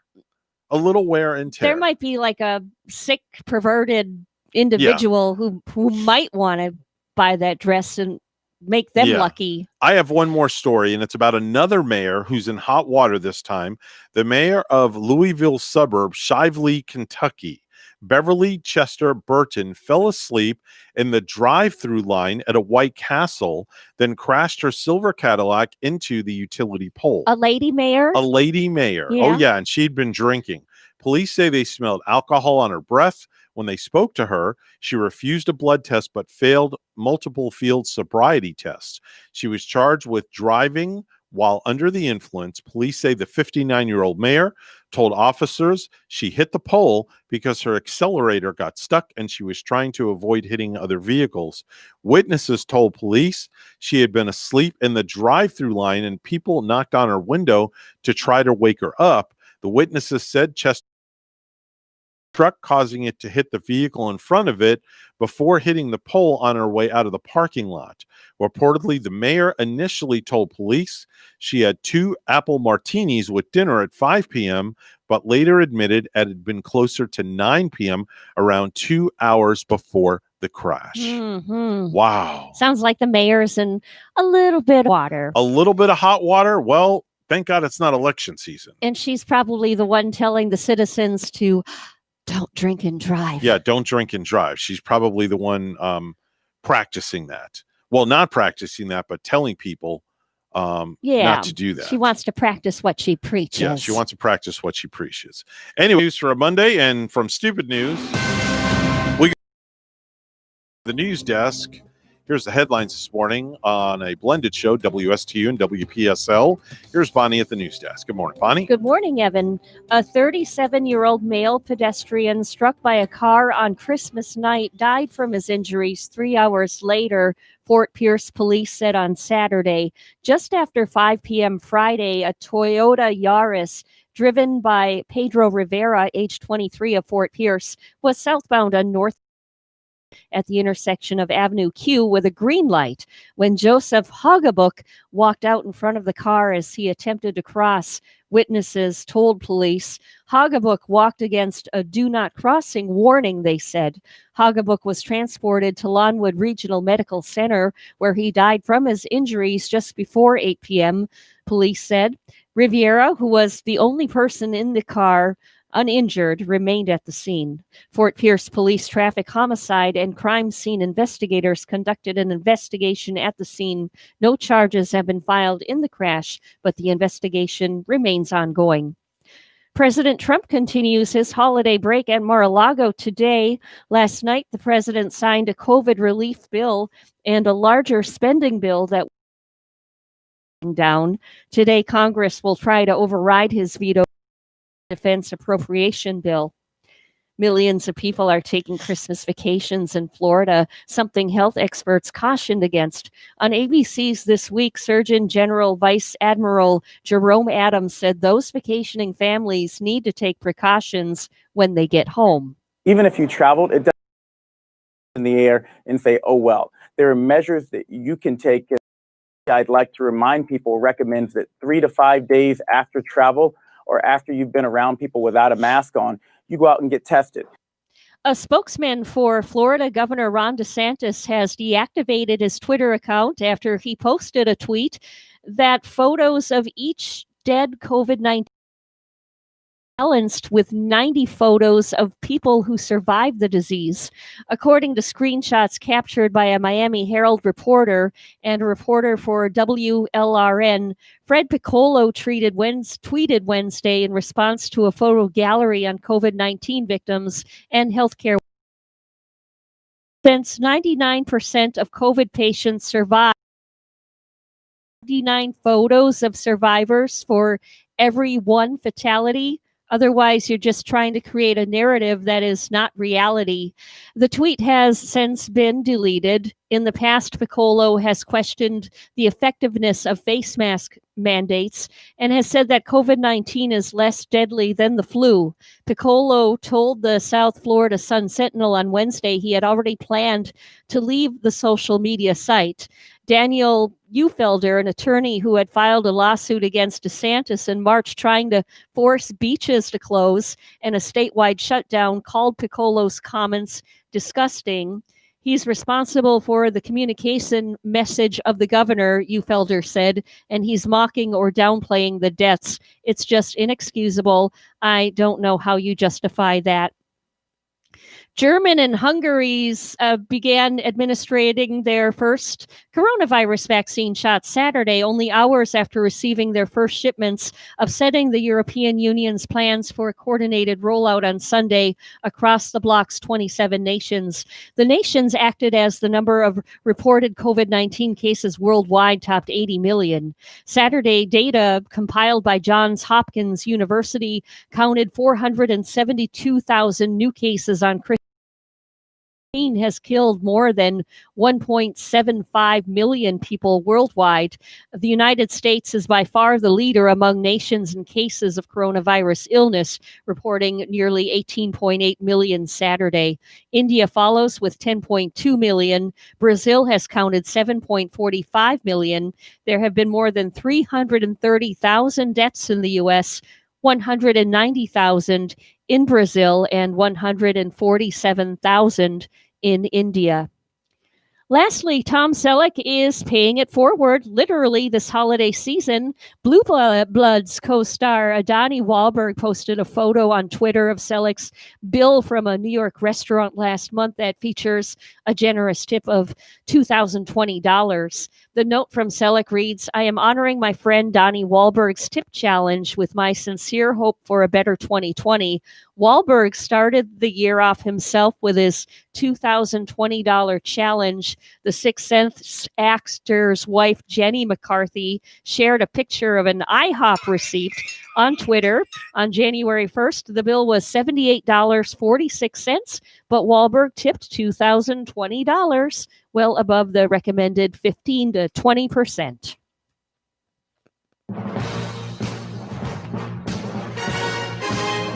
Tom Brady marked his 300th regular season game with a stellar performance to lift the Tampa Bay Buccaneers into the NFL playoffs for the first time since 2007 with a 47-7 rout of the Detroit Lions. The 43-year-old quarterback threw for 348 yards and 4 touchdowns in the first half. Improved to 10-5 to seat one of the 3 NFC wildcard spots. Good for Tampa Bay. And in other winnings, Green Bay over Tennessee Titans. That was a very good game from last night. We had Chicago beating the Jaguars. The Jets took their second win. They downed the Browns, that is 23-16. And Kansas City barely won, beating Atlanta by a score of 17-14. News time is 7:50. We'll have weather and traffic together next.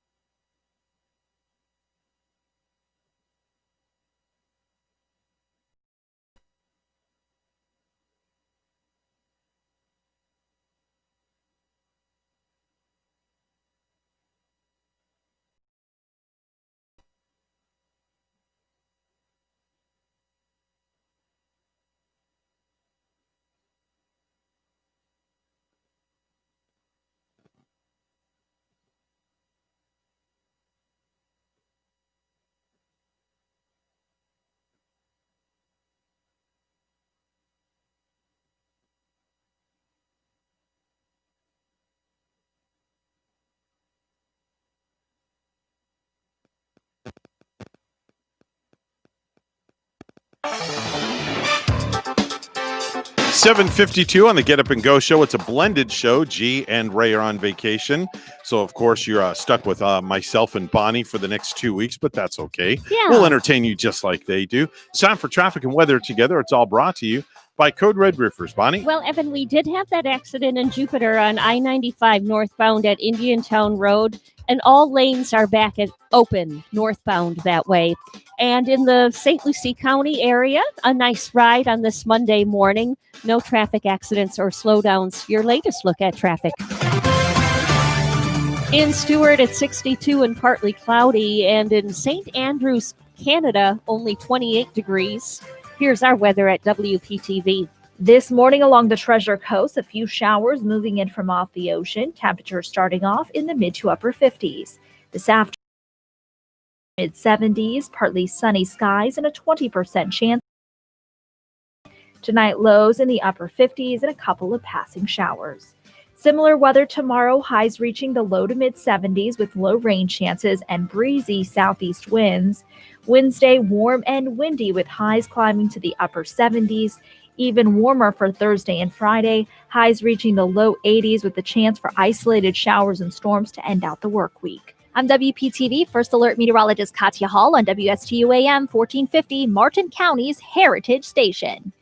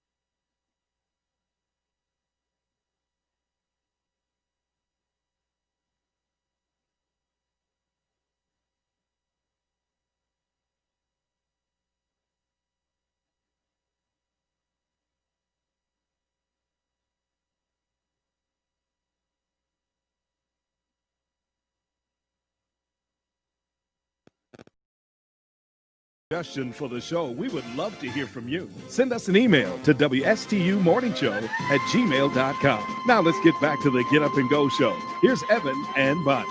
There was plain, then peanut, and then caramel and fudge brownie. And now, Pfizer and M&M's introduced the newest flavor of M&M's. It's M&M's with COVID vaccine. Yep, Pfizer is infusing 30 micrograms of nucleoside mod RNA and encoding the viral spike glycoprotein with milk chocolate in every button-shaped candy-coated treat. Who needs to get a shot when you can get your dose on with candy? And M&M's with COVID vaccine are 99% effective and 100%. M&M's with COVID vaccine, now available in hospital vending machines near the ER and in nursing homes. COVID M&M's, Bonnie. Yeah, put the little smiling faces on those M&Ms, and boy, oh boy, they would be hot sellers. Normally coming up in the 8 o'clock hour, we have the Martin County Superintendent of Martin County Schools, Dr. John Millay, is normally with us, but he's on vacation. So instead, I thought we'd give away a $20 gift certificate to Ellie's Downtown Deli in the 8 o'clock hour. And the way it's going to work is we're going to ask somebody to call in and play a round of Sloganoff with us. We haven't done that in a while. Yeah, and Sloganoff is so much fun. Mm-hmm. And, you got to know your TV commercials, I guess. You got to know your TV shows, your just anything in general that pertains to a slogan. Yeah. And you have to kind of fill in the blanks, so to speak. And that's Sloganoff, not Stroganoff. Yes. Not stroganoff, like beef stroganoff. Yes. Yes, it's Sloganoff. So if you want to get in line to play Sloganoff, and if you're listening to us on WPSL also, you can call us here at the WSTU studios, because we are a blended show this morning, this week and next week. So you can give us a call and take a chance at winning a $20 gift certificate to Ellie's Downtown Deli right here in the beautiful city of Stuart, Florida. Because you deserve a break today. That's right, at McDonald's. You see? There's a slogan right there. That's right. That's how you play the game. 220-9788, 220-9788, area code 772.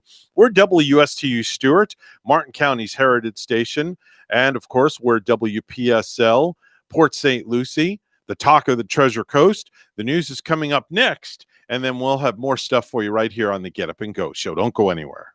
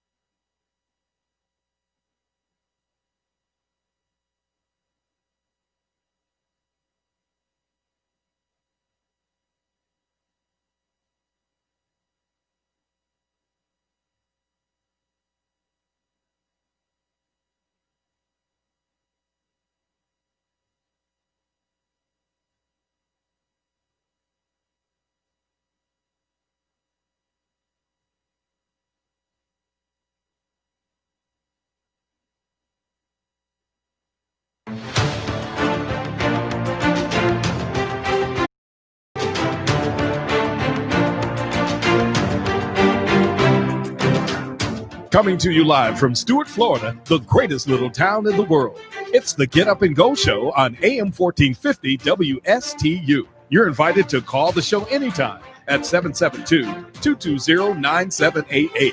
And now, broadcasting live from their palatial studios, here are your hosts, Evan and Bonnie. Oh, thank you very much, Mr. Announcer. 8:07 on the Get Up and Go Show, a blended show on WSTU and, of course, WPSL. Are you like a stalker or No, something? I'm not a stalker. We're just a blended show this morning. Are you avoiding reality? Well, I don't know. I'm not sure about reality. Are you taking medication? No, I'm not taking any medication. Not Bonnie, any, are you? Not any at the moment. No medication today. No, not even an aspirin. No, nothing. Zero zip zilch. Well, coffee and caffeine. I guess that's my morning medicine. Yeah, there you go. 8:07 on a blended show this morning. Welcome into all our Port St. Lucie listeners listening to the Get Up and Go Show with yours truly. My name is Evan Nine, and of course, the one and only almighty goddess of radio, Bonnie Ashley, is my co-host. I am one of just the many ladies of radio. Well, you're I consider you my almighty goddess of radio. Okay. Well, all right. How's thank that? you, Evan. Thank you. Okay. Thank you very I have much. the almighty goddess of a wife, and I have the almighty goddess of radio. I saw your wife with the pictures on Facebook Thank over the you. weekend. She looks like a true sweetheart. She is when Oh. she's sleeping. No. No, I'm just kidding. Gorgeous. And you I'm can- just teasing. You know, you can tell by the looks, even in a picture, in somebody's eyes. I was noticing in the photo, she has very kind looking eyes. She does. And the eyes tell it. Well, if you're a kid in her class when she teaches school and you look into her eyes, you're not going to see those kind eyes. Oh, no? Oh, no. Does she use a whoopee cushion to get their attention? Well, I don't know if she uses a whoopee cushion or not to get people's attention, but I can tell you one thing, that she definitely gets the kids' attention when she stares at them. That's for sure. Yeah, I'm sure Yeah. she would. I hope G and Ray are enjoying their vacation this morning. I hope so, too. And You a know, well-deserved break. They have 2 weeks off, Bonnie. Yeah. 2 whole weeks. Yeah, and I know G works like incredibly hard with the Christmas kids and Mhm. throughout the season. And Yeah, props out to G and Carol and Greg and the Ray. and Ray and the entire staff up there in Fort Pierce for Working. doing that. Ray's incredible, and he's been sending me my news feeds too, Yeah. and my news throughout the year. Yeah, so and props out to Craig, the engineer, as well, for engineering all the video side of things on the PSL Christmas Kids. I mean, just what a great entire production that they did this year, considering the circumstances with COVID. I really enjoyed listening to those Christmas kids this year on Yep. the way, and I was like mood for Christmas, Mhm. and it was just so enjoyable. It was to refreshing. hear the kids. Yeah. It was definitely refreshing. It was refreshing music. And oh, yeah, Craig and putting in our new phone the nice way that he did. This is a nice new phone. And smell as Yeah. I take a whiff of Be careful. Pick that up unless it's like Okay. unless it's ringing. That's what I was told. Ringy dingy ding. Yeah, ringy dingy ding. What unless you hear happened? unless you hear a phone ring.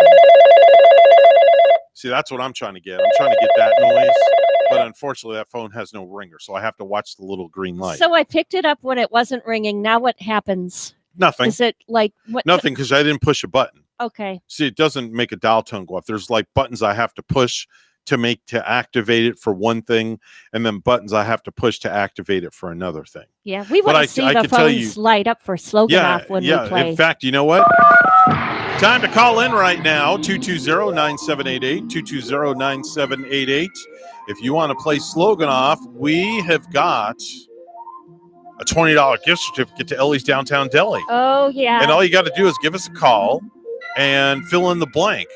And you're going to go up against Bonnie. Mhm. And if you beat Bonnie, Bonnie is she's 50-50 on this game. Yeah. So if you beat Yeah. Bonnie, then you'll get $20 gift certificate. I do pretty well with some of the older slogans, and Mhm. I don't know why some of these new ones lately just get me. Yep. You know, and slogan off, a easy game to play, and you'll get delicious food to Ellie's Downtown Deli. Oh, and if you have not experienced Ellie's Downtown Deli yet, oh boy, are you missing. Fresh jumbo wraps that they serve, Evan, they remind me of a kind of like a Nerf football. These Mhm. wraps are so they Mhm. are jumbo, Right. just like they say. Right. So 220, I believe nobody's calling and they don't want these gift certificates. Ellie's Downtown Wow, Deli. you have no idea those of you listening on WPSL up in Port St. Lucie, and I'll even mail the gift certificate to you. I'm not going to make you come down here and pick it up. I'll mail it to you. I'll take 50 cents out of my pocket and put a stamp on the envelope, and I'll mail it to you. Mm-hmm. Think of delicious hot soup for your work day. Yes, or that half-pound cookie that's bigger than your head. Yes, so to speak. Or for the kids, of course, they have Oreo pie. Yeah. Coconut pie, and even peanut butter pie. So delightful. And sometimes they make like those Heath Bar brownies, where they toss the candies inside the brownies. Yep. And they're just come like fresh out of the oven at Ellie's Deli. Everything is fresh made daily. Yep. So I have the top 5 signs that you have too many kids, Bonnie. Top 5 signs that you have too many kids. Okay, now some people have 1 child. Yeah. Some people have 2, some people have 4 like I do. Some people have a kid in every single state. How many kids do you think is too many kids, Evan? Well, here's the thing. The top 5 signs you have too many children are, coming in at number 5, is that you live in a shoe. Okay? You know how that goes, like the story. Like you live in a small place, small enclosed place. You live in a shoe if you have too many kids. Coming in at number 4, you have so many children, you don't know what to do. That sounds like a nursery. This is sounding like a nursery rhyme. Exactly. Okay. Coming in at number 3, you have so many kids that you formed your own little league. Okay. Yeah. You have formed your own league. Right.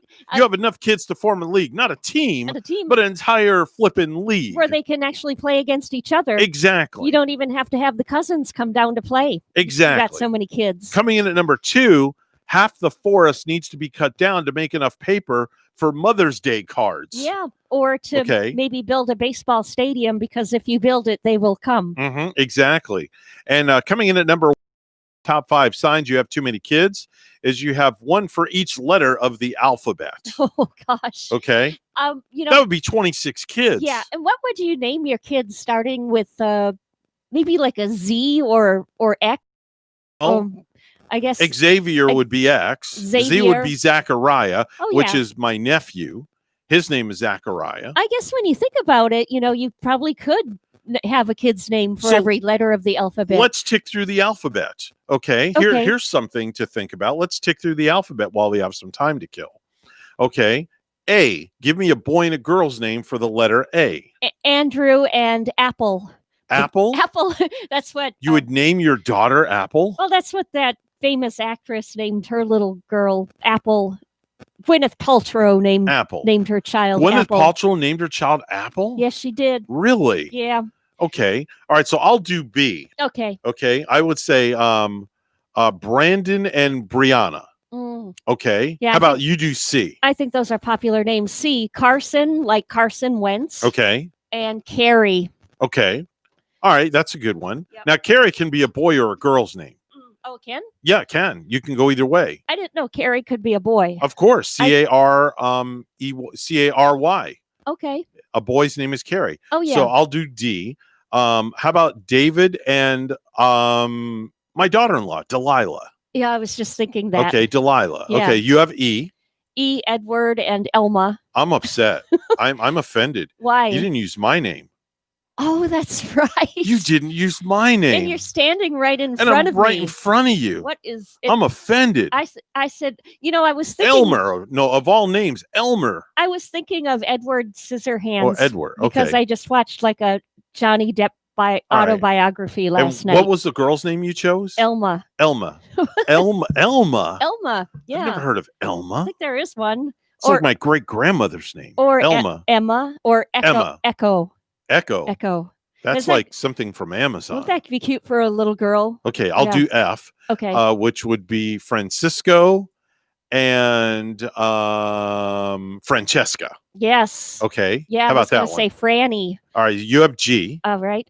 Greta and Greg. Okay, that's that a good like one. Easy. That was easy. Greta and Greg. So H would be me. I'll take Howard and oh wow, I'm stuck on a girl's name for H. Don't help me. Helene. Helene. Helene. Mm-hmm. Yeah, Helene. And for have H. you heard of Hilma? No. Hilma is like my. It's like Wilma, but Hilma. Hilma is like my mom's name. Oh, cool. Yeah. Okay, so you have Yeah. Eileen, Eileen. and You're stuck on a guy. I am stuck. See, it's not easy. Eileen and Mhm. Iditarod. I have that's one. a sled dog race. I have a boy's name. For Ivan. Ivan. There you go. Yeah. Okay, so like- Jay. Like Ivan Oder. Okay, our Ivan Ofelich. Get it? Ivan Ofelich. Yeah. Okay, so I'll do, where we at? Jay? Jay. Okay, so I'll do Jeffrey and Jolene. Cute. Jeffrey and Jolene. Those are actually some of my favorite names. I Okay. love the name. I love the name Jeff. Okay, Jeffrey. you have K. K. Carl. Okay. Could spell Carl with a K. Okay, very And good. Carrie. Keri. I'll do another Carrie. That's a good one. For I have two girlfriends Okay. named Carrie. So L for me would be Larry and Lori. Larry and Lori. Hmm. That's easy, all American. Mm-hmm. So M for you. Mary and Matt. Okay, good. I'll take N. I'll go Nancy and Nicholas. Mhm. Nancy and Nicholas. I like Nate too. Nate's Like a good one. Yeah. That's a good one. Nathan is a very nice name. Okay, how about O? Oh, Oscar would Okay. be my grandpa. Okay, very good. And Oh, I have an O for a female. hmm. It's one of my daughter's friends' names. Oh, That's a tough one, isn't it? Owen is another boy. Okay, Owen's a boy. Olita. Olita's a good one, yes. For a girl. Olita would be a good one for a girl. I Yeah. like that. Olita's a good one. Olita James or Olita Adams. Okay. Yeah. Let me see. P, I'll take Peter and Pauline. Peter Mhm. and Pauline. Nice. Let me see. We're at PQ. Q. Oh, you got the Q. The Q. You see, there's Okay. one. Okay. Oh, I have a boy's name right off the top of my head. Quinn. Quinn. Very good. I think Quinn could Okay. be either a boy or a girl. Okay. So those are my yes, two. that is true. I like There- that. I killed two birds in one stone with that. See you how I did cheating that? on me. Okay. All right. Q R. I'll take R. I'll do Romeo and Rosetta. Oh wow. Rosetta. Rosetta. Or just Rose. Just plain Rose. That's Rose, another one. Too. Yeah. How about S for you? Sam and Samantha. Okay, I like that one. Sam and Samantha. Because they're both synonymous to each other. Yeah. And you could go either way on that. T, I'll take Tracy, and I'm going to pull the Bonnie card. Okay. And Tracy for both male and female, because a boy and a girl can be named Tracy. Mm-hmm. Because I had a childhood friend named Tracy. You're right. And his last name was Booze. Booze. I will never forget him. Tracy Booze. Tracy he Booze. used to get teased all the time about his last name. I bet he did. Yeah. Like you could name some booze after him. Right. Like a booze bottle. Right. So you have you. Is there a girl named? Is Tulip a name? Tulip just is a name. curious. It could be. Tulip could be like Yep. a different kind of name for a girl. Yep. Okay. Exactly. TR. So I got. So you're at you. We're I'm at at you. Okay. You. Getting all these funky ones. Okay. Go ahead. You. I have the boy. Think of a president when you think of you. Think of a president for a boy's name. If you can't get one, I'll throw it at you. Yeah. All right, Ulysses. Ulysses. Yeah. Ulysses. Grant. Okay. Yeah. And for a girl, Ooh, you got to dance like Uma Thurman. Uma Thurman. Uma. That's a good one. Yeah. You, and then we have V. I'll take Victor and Victoria. Yeah, yeah. That's you named the Newmans from The Okay. Young and the Restless. All right, how about W? Wallace Okay. and Wilma? I like that one from the Flintstones. X, I would have to go with Xavier and oh wow. I'm stuck on a girl's I name. think you can spell. I know one that I think you can spell with an X or a Okay. Z. Okay. Xena, warrior princess. XENA. Yeah, you could do that. I yeah. think. Okay. All right. So how about Y? You have Y. Oh, Y is yeah. Oh, Yanni. Yanni. Yanni. Okay. Yes. Okay. Yanni. And let's see, for the lady. Yeah. So Yanni is the boy's name. Yeah. Okay. A lady with a Y. Man, Mhm. that's a Eula. Eula. There you go. That's a Isn't- pretty name. Wasn't there a Eula ball breaker from Porky's? Am I right with that? I'm not sure. But Eula. And of course, Z, I would go with Zelda and Zachary. Good job, Evan. Yes, yes. Hi, you're on the air with Evan and Bonnie. Good morning. I don't know what you guys are on, but I want some. We're just having a good time here. Who do we have the pleasure of talking to? Well, John, this is Bonnie's friend. Oh, hey, John. How are Hi, you? good morning. I'm doing okay. I wanted to tell you, I used to fix appliances, and I had a lady that managed crap. Whenever she would call me, I'd ask her to give me a model number, so I could look up parts before I came there to repair. Right. And she would say, A as in apple, B as in boy, Q as in Cuba. Mm-hmm. Q as in Cuba? Yep.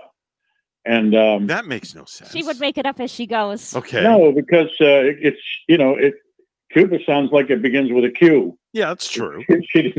She didn't know. But would any she get better. away with that one in Scrabble? I don't Well, think so. Bonnie, you said I as in Eileen. Yeah. Eileen begins with an E, E-I. Yeah, but you could also spell it I-L-E-N-E. I thought Irene began with an I. Maybe I'm wrong. But I also, if I am, it's the first time. That's all right. I think you could be right, actually. Nobody's now that ever I think wrong. about it. Nobody's ever wrong. Yeah. But anyway, just a different version, different opinion. There you go. Like ketchup. Ketchup is spelled with a K or a C. Ketchup. You can spell ketchup K-E-T-C-H-U-P or C-A-T-S-U-P. And how do you say it? Ketchup or Catsup. Catsup. Yeah. Yeah. I wanted to tell you, I came from a small city outside of Boston. Mm-hmm. The population was about 35,000, I guess 30,000. And one family, Mm-hmm.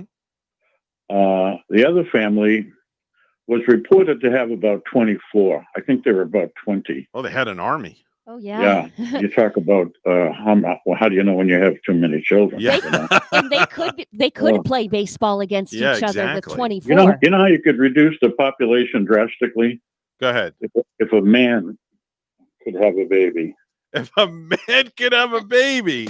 Yeah, there would be very little reproduction. I promise you that. Wow. Why? You wouldn't Because want- a man no guy would want to go through what a woman goes through. wouldn't want to handle the pain, right? Well, they now. have these devices They do? that simulate labor. That guys can put on that simulate labor. They put them Yeah. on your belly. Yeah. And let me tell you, I had a friend of mine do it once, and it's no picnic. Did he Oh. get brave doing it and Oh, yeah. do it the same time his wife was having the baby? Yeah. So Well, they would no. go through it at once? No, I don't think they did that. I Well, mean- you know what I had that was similar is kidney stones. Oh, that's painful because and sometimes the kidney stones are like as small as a granule of sand. Oh yeah, And it's ridiculous. The stones I passed were a little smaller than a Rice Krispie. Oh, Yeah. I don't need. I just got the EBGBs. I tell the on that girls one. it was as big as a golf ball, but I'm lying. You know. Ouch! It feels like it, I bet. I've never had a kidney Did, stone, but Double whammy. yeah. Evan. Yeah. Evan, did Bonnie tell you the bad experience I had with Viagra? No, but I bet you will. And I had a stiff neck for a week.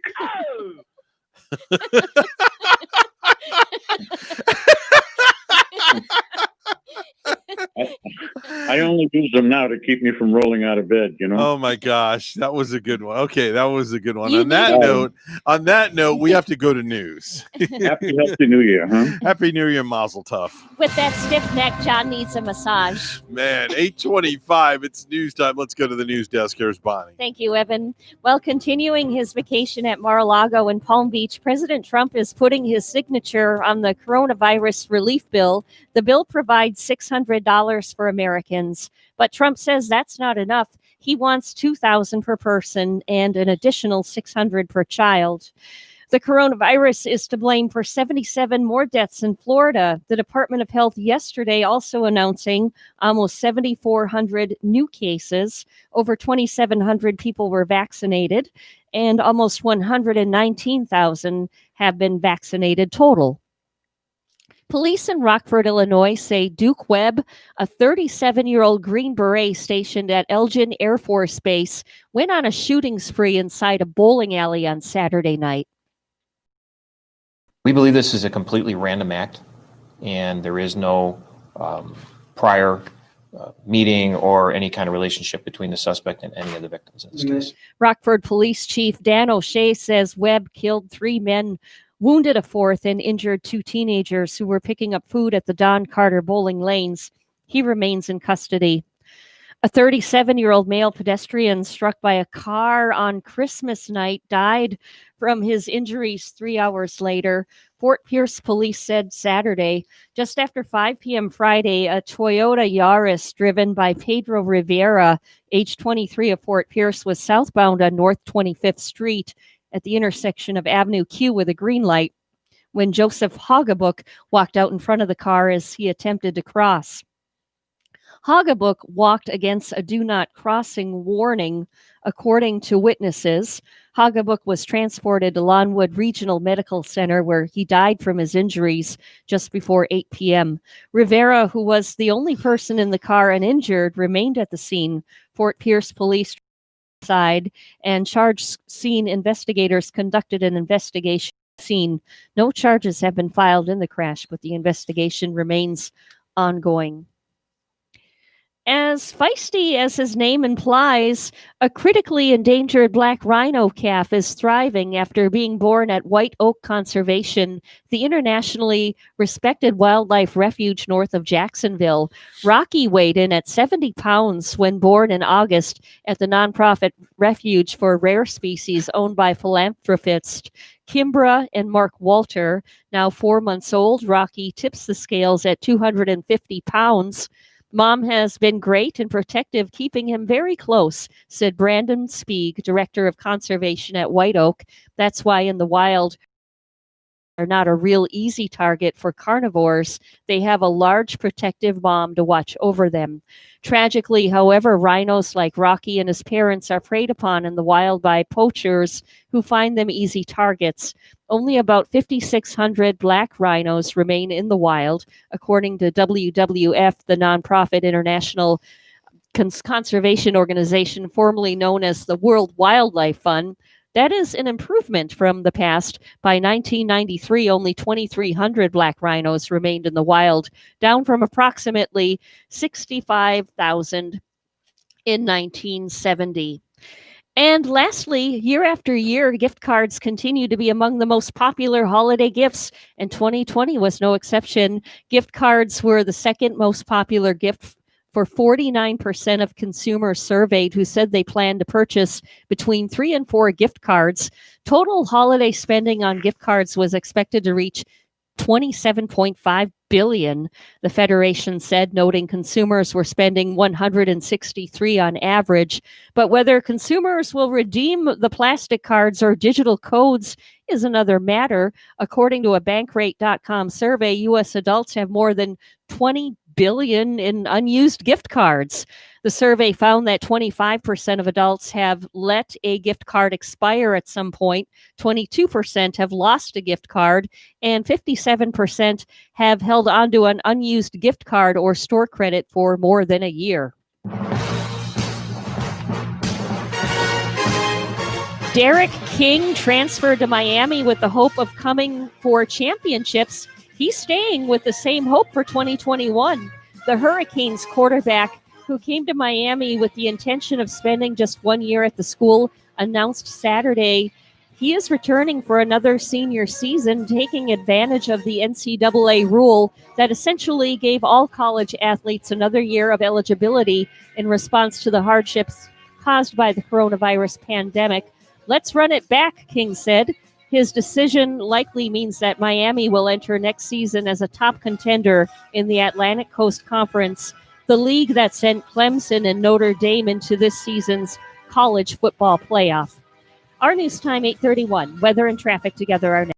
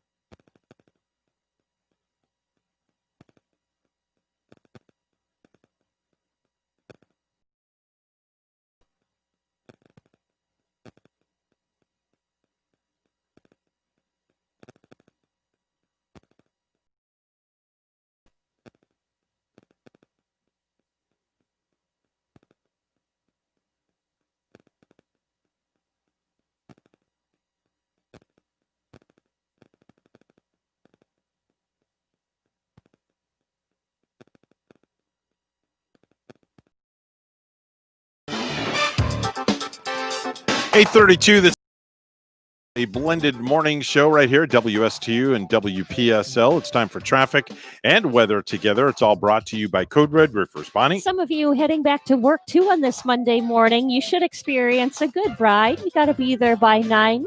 Just, you should arrive by time. Be patient. We don't have accidents or any kind of tie-ups. That's your latest look at traffic. And it's 60 with some showers this morning in Port St. Lucie. In La Rochelle, France, it's 49 and partly cloudy. Here's our weather at WPTV. This morning along the Treasure Coast, a few showers moving in from off the ocean. Temperatures starting off in the mid to upper 50s. This afternoon, highs reaching the low to mid 70s, partly sunny skies, and a 20% chance for isolated rainfall. Tonight, low 50s and a couple of passing showers. Similar weather tomorrow, highs reaching the low to mid 70s with low rain chances and breezy southeast winds. And windy with highs climbing to the upper 70s. Even warmer for Thursday and Friday, highs reaching the low 80s with the chance for isolated showers and storms to end out the work week. I'm WPTV First Alert Meteorologist Katya Hall on WSTU AM 1450, Martin County's Heritage Station.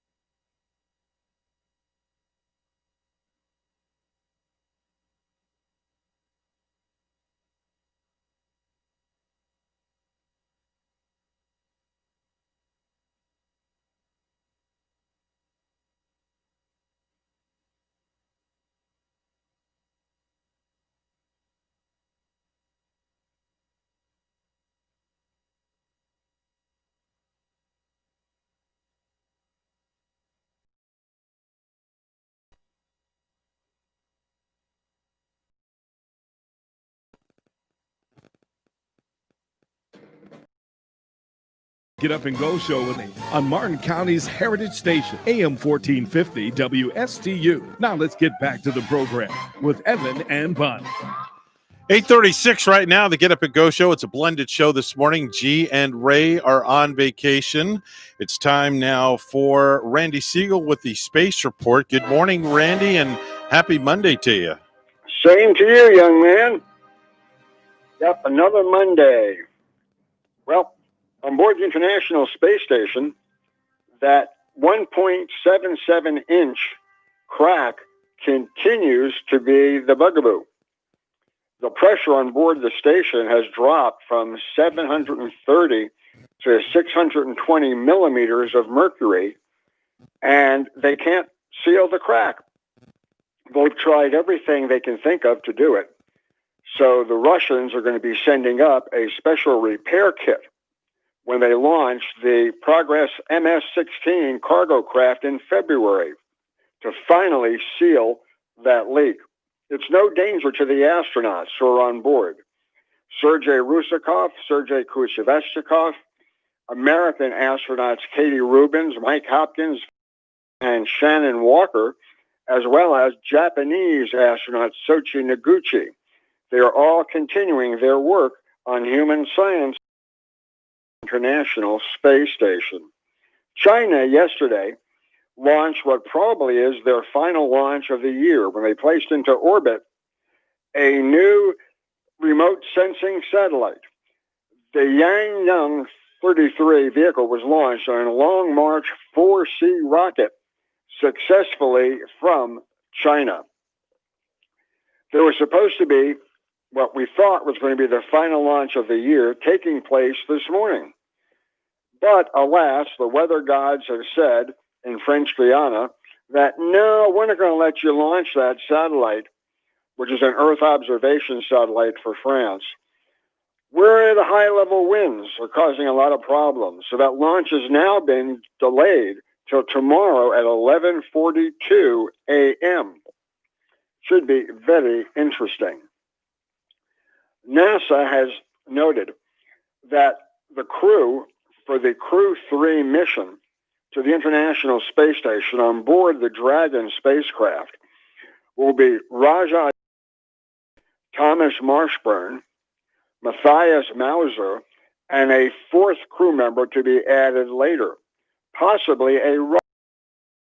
The hope is that Russia will be able to fly on board American vehicles the same way American astronauts have flown on Russian vehicles. The Crew 3 mission is expected to kick off in the fall of next year. We also note that China is planning on several key launches coming up in the coming year.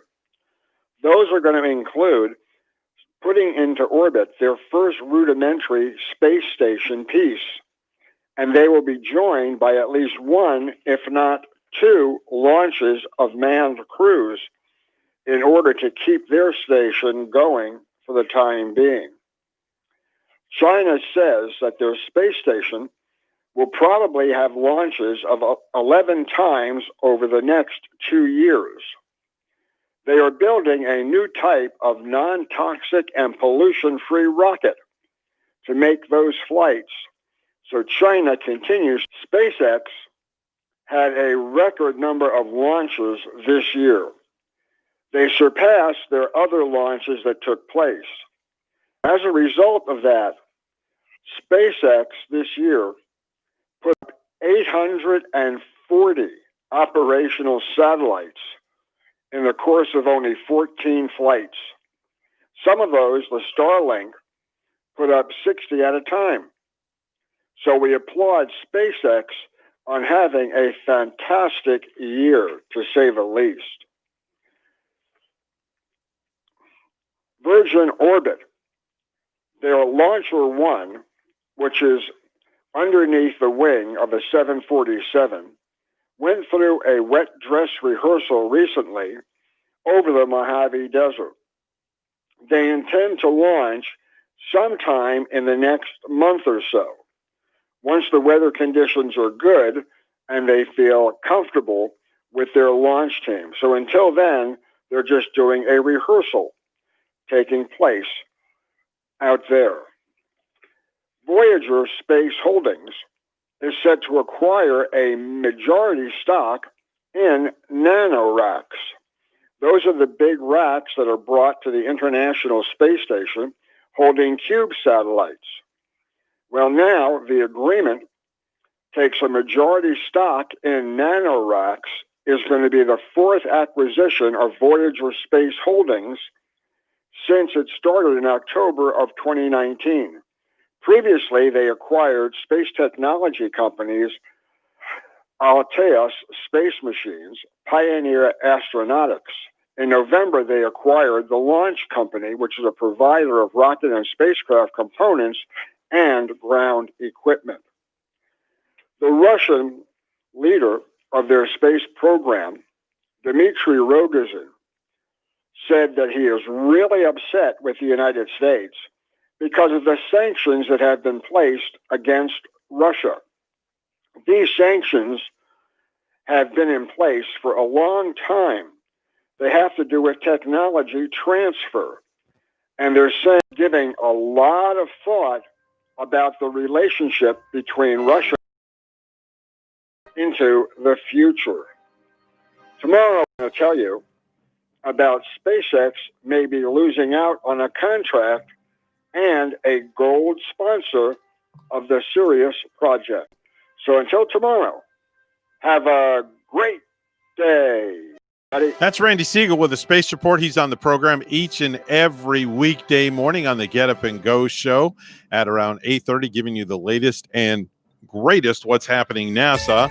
Time to head on over to Ellie's Downtown Deli, where Bonnie is standing by with the latest and greatest food to tank your tummy.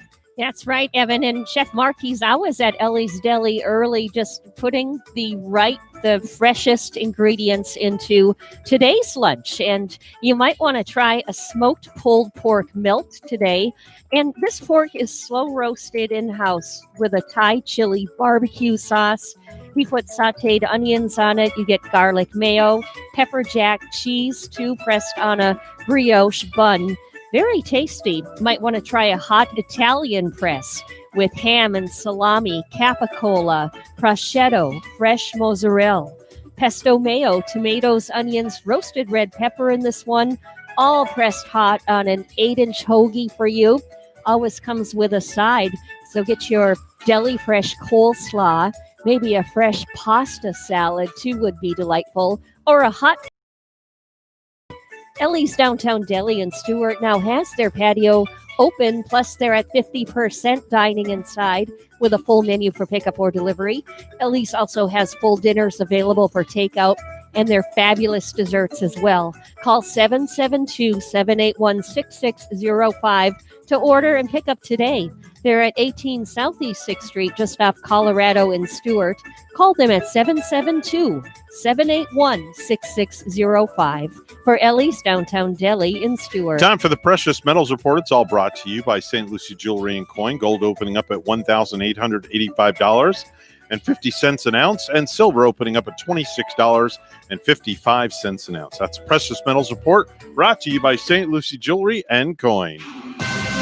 Time for news once again, 8:45 on a blended morning show. Here's Bonnie with the news. Thank you, Evan. The coronavirus is to blame for 77 more deaths in Florida. The Department of Health yesterday also announcing almost 7,400 new cases. Over 2,700 people were vaccinated, and almost 119,000 have been vaccinated total.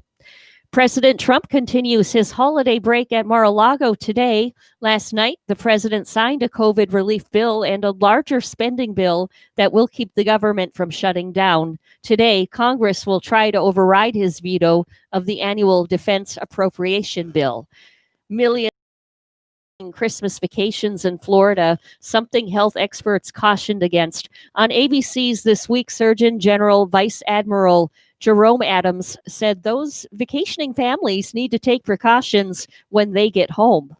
Even if you traveled, it doesn't mean you just throw your hands up in the air and say, oh, well. There are measures that you can take, and the CDC, I'd like to remind people, recommends that 3 to 5 days after travel or after you've been around people without a mask on, you go out and get tested. Germany and Hungary began administering their first coronavirus vaccine shots on Saturday, only hours after receiving their first shipments, upsetting the European Union's plans for a coordinated rollout on Sunday across the bloc's 27 nations. The nations acted as the number of reported COVID-19 cases worldwide topped 80 million Saturday.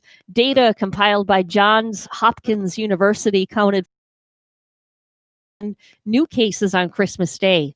COVID-19 has killed more than 1.75 million people worldwide. The The United States is by far the leader among nations in cases of coronavirus illness, reporting nearly 18.8 million Saturday. India follows with 10.2 million. Brazil has counted 7.45 million. There have been more than 330,000 deaths in the U.S., 190,000 in Brazil, and 147,000 in India. 7-year-old boy named Eli saved his baby sister's life when he jumped into her room through a window to rescue her from a fire that destroyed his family's home. It was a typical night at the Davidson household in New Tazewell, Tennessee on December 8. Chris and Nicole Davidson, they fed their 3 children dinner, tucked them in bed, and were asleep by 8:30 p.m. Hours later, Nicole Davidson woke up to the smell of smoke. Within minutes, the family's home was up in flames, and 22-month-old Erin Davidson was trapped in her room.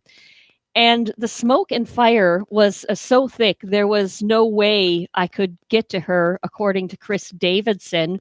We went outside to get to her from the window, but there was nothing for me to stand on to reach up there. So I picked up Eli, who happens to be a foster child. Eli went through the window and was able to grab her from her crib. We couldn't be more proud of Eli, Davidson said. He did something a grown man would not do. And lastly, a cookie competition between 2 dads turning into a heartwarming effort that has resulted in over 18,000 cookies being delivered to essential workers across Pennsylvania. The effort, now known as Cookies for Caregivers, began in April when Scott McKenzie was furloughed from his job because of the coronavirus pandemic. The cookies turned out delicious. Proud of his newest talent, McKenzie shared photos of his dessert on Facebook. That caught attention of his longtime friend Jeremy Ulrich, who had also taken to baking cookies with his 2 sons during the pandemic. The competitor and Jeremy said to the competitor and Scott, "I bet my cookies are better than yours." And heck, that's all it took, McKenzie said. And so the bake-off began. The pair were ready to bake dozens upon dozens of cookies, and they decided to donate the treats to frontline workers, including nurses, firefighters, and local grocery store employees. They baked dozens and helped these frontline workers out. University of Utah star freshman running back Ty Jordan has died at the age of 19, the school announced on Saturday.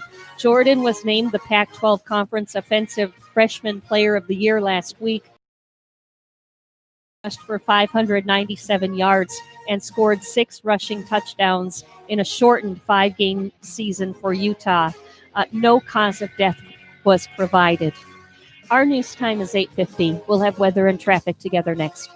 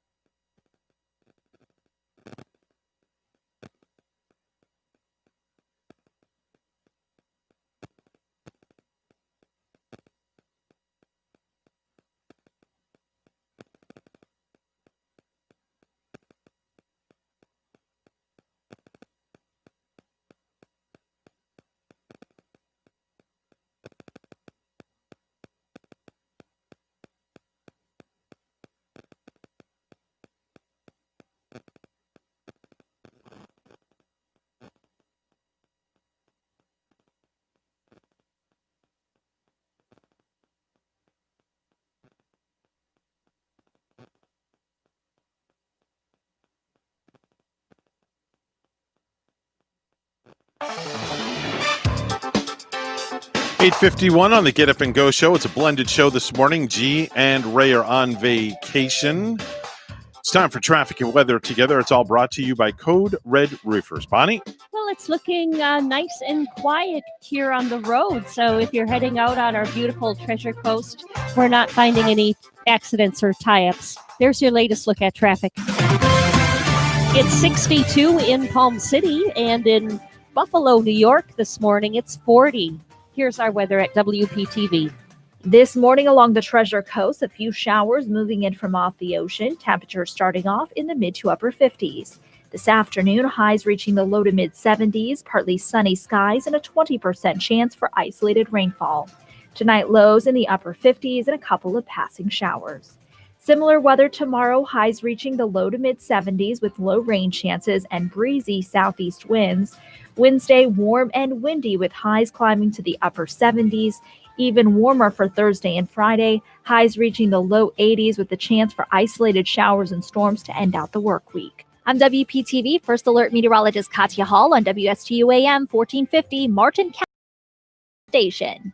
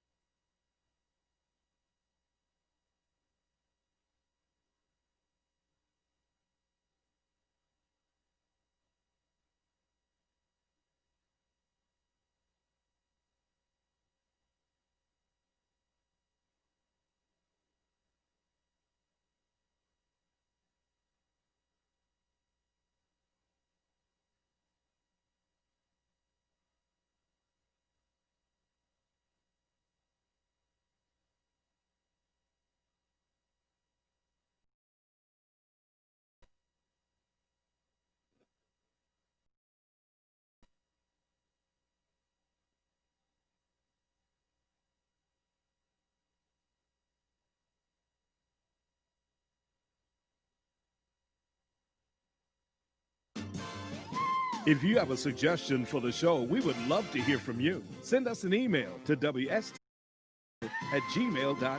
Now let's get back to the Get Up and Go show. Here's Evan and Bonnie. Of course, this is a blended show this morning, as you well know. It's WSTU and WPSL. We're sitting in for G and Ray. We have some calls. Hi, you're on the air with Evan and Bonnie. Who's this? Good morning, guys. It's been a long time. Oh, wow. Okay, very good. Well, I'm going to try this. Let's see if this is going to work. I'm going to conference in somebody else also. If I lose you there, hold on there, old man. Okay. Okay, let's see. Hi, you're on the air with Evan and Bonnie. Who's this? Yeah, man. Oh, wow. Okay, so I'm learning how to use this new phone system, and I actually did it, Bonnie. I conferenced in two lines. That's awesome. All right, so we have the old man, and we have Fredo. So good morning, old man. How are you? I can't hear Fredo. Well, go ahead, Fredo. Talk. Yeah, I'm here. Is the old man there? Nope, can't hear him. Okay, so so we can't hear it. So you guys can't talk to each other, unfortunately. So, old man, I'm going to go ahead and drop your call and try to figure this whole thing out. So, I guess we can talk to one another. Yeah, they can't talk to each other. Yeah. So that's something I have to figure out. Hope you both had a nice holiday, by the way. Yeah. Well, yeah, Ed and I are driving down to Florida. Get out of this cold weather now. Hold on there, Fredo. Okay. All right. Very good. All right. Let me get rid of hold on. I got to figure this out here. Let me see if I can punch this button here. Come on, Fredo. There we go. Okay. So old man's gone. So now Fredo is just here. Can you hear me? I hear you now, Fredo. Okay. Yeah, man. It's it's the new phone system.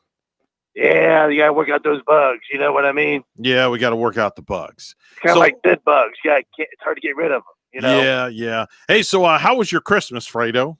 It was very good. I got some. I smoked a pig, as I always do when we have our parties. Mhm. Yeah, man.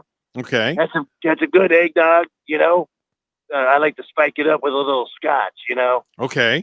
Yeah, and I got the Foot Mobile rub today over in Port St. Lucie. Since you're simulcasting on both stations, I'll be over there over in the parking lot of McDonald's on Gatlin Boulevard. Yeah, man. Oh, okay. All right. Very good. Very good. Interesting. Do you do the foot rub with one of those pet eggs like you find on TV, as seen on TV? You know, the pet egg. The pet egg. Hi. The pet egg. Hi, There Bonnie. we go. Hi, Bonnie. How you doing, Bonnie? Good morning.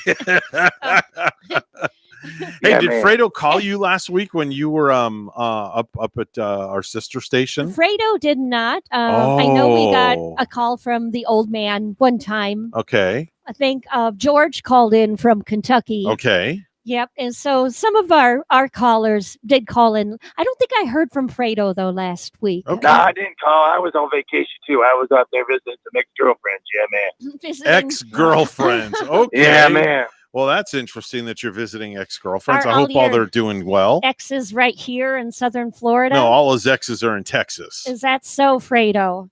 No, I have about 4 or 5 in Texas. I got most of them down here right now. Yeah, man. Okay. All right. Very good. All right. Well, Fredo, thank you so much for checking in because it is at the end of the program. So give us a call tomorrow and we'll have a little bit more time, Fredo. And tell Big Kitty we said hello.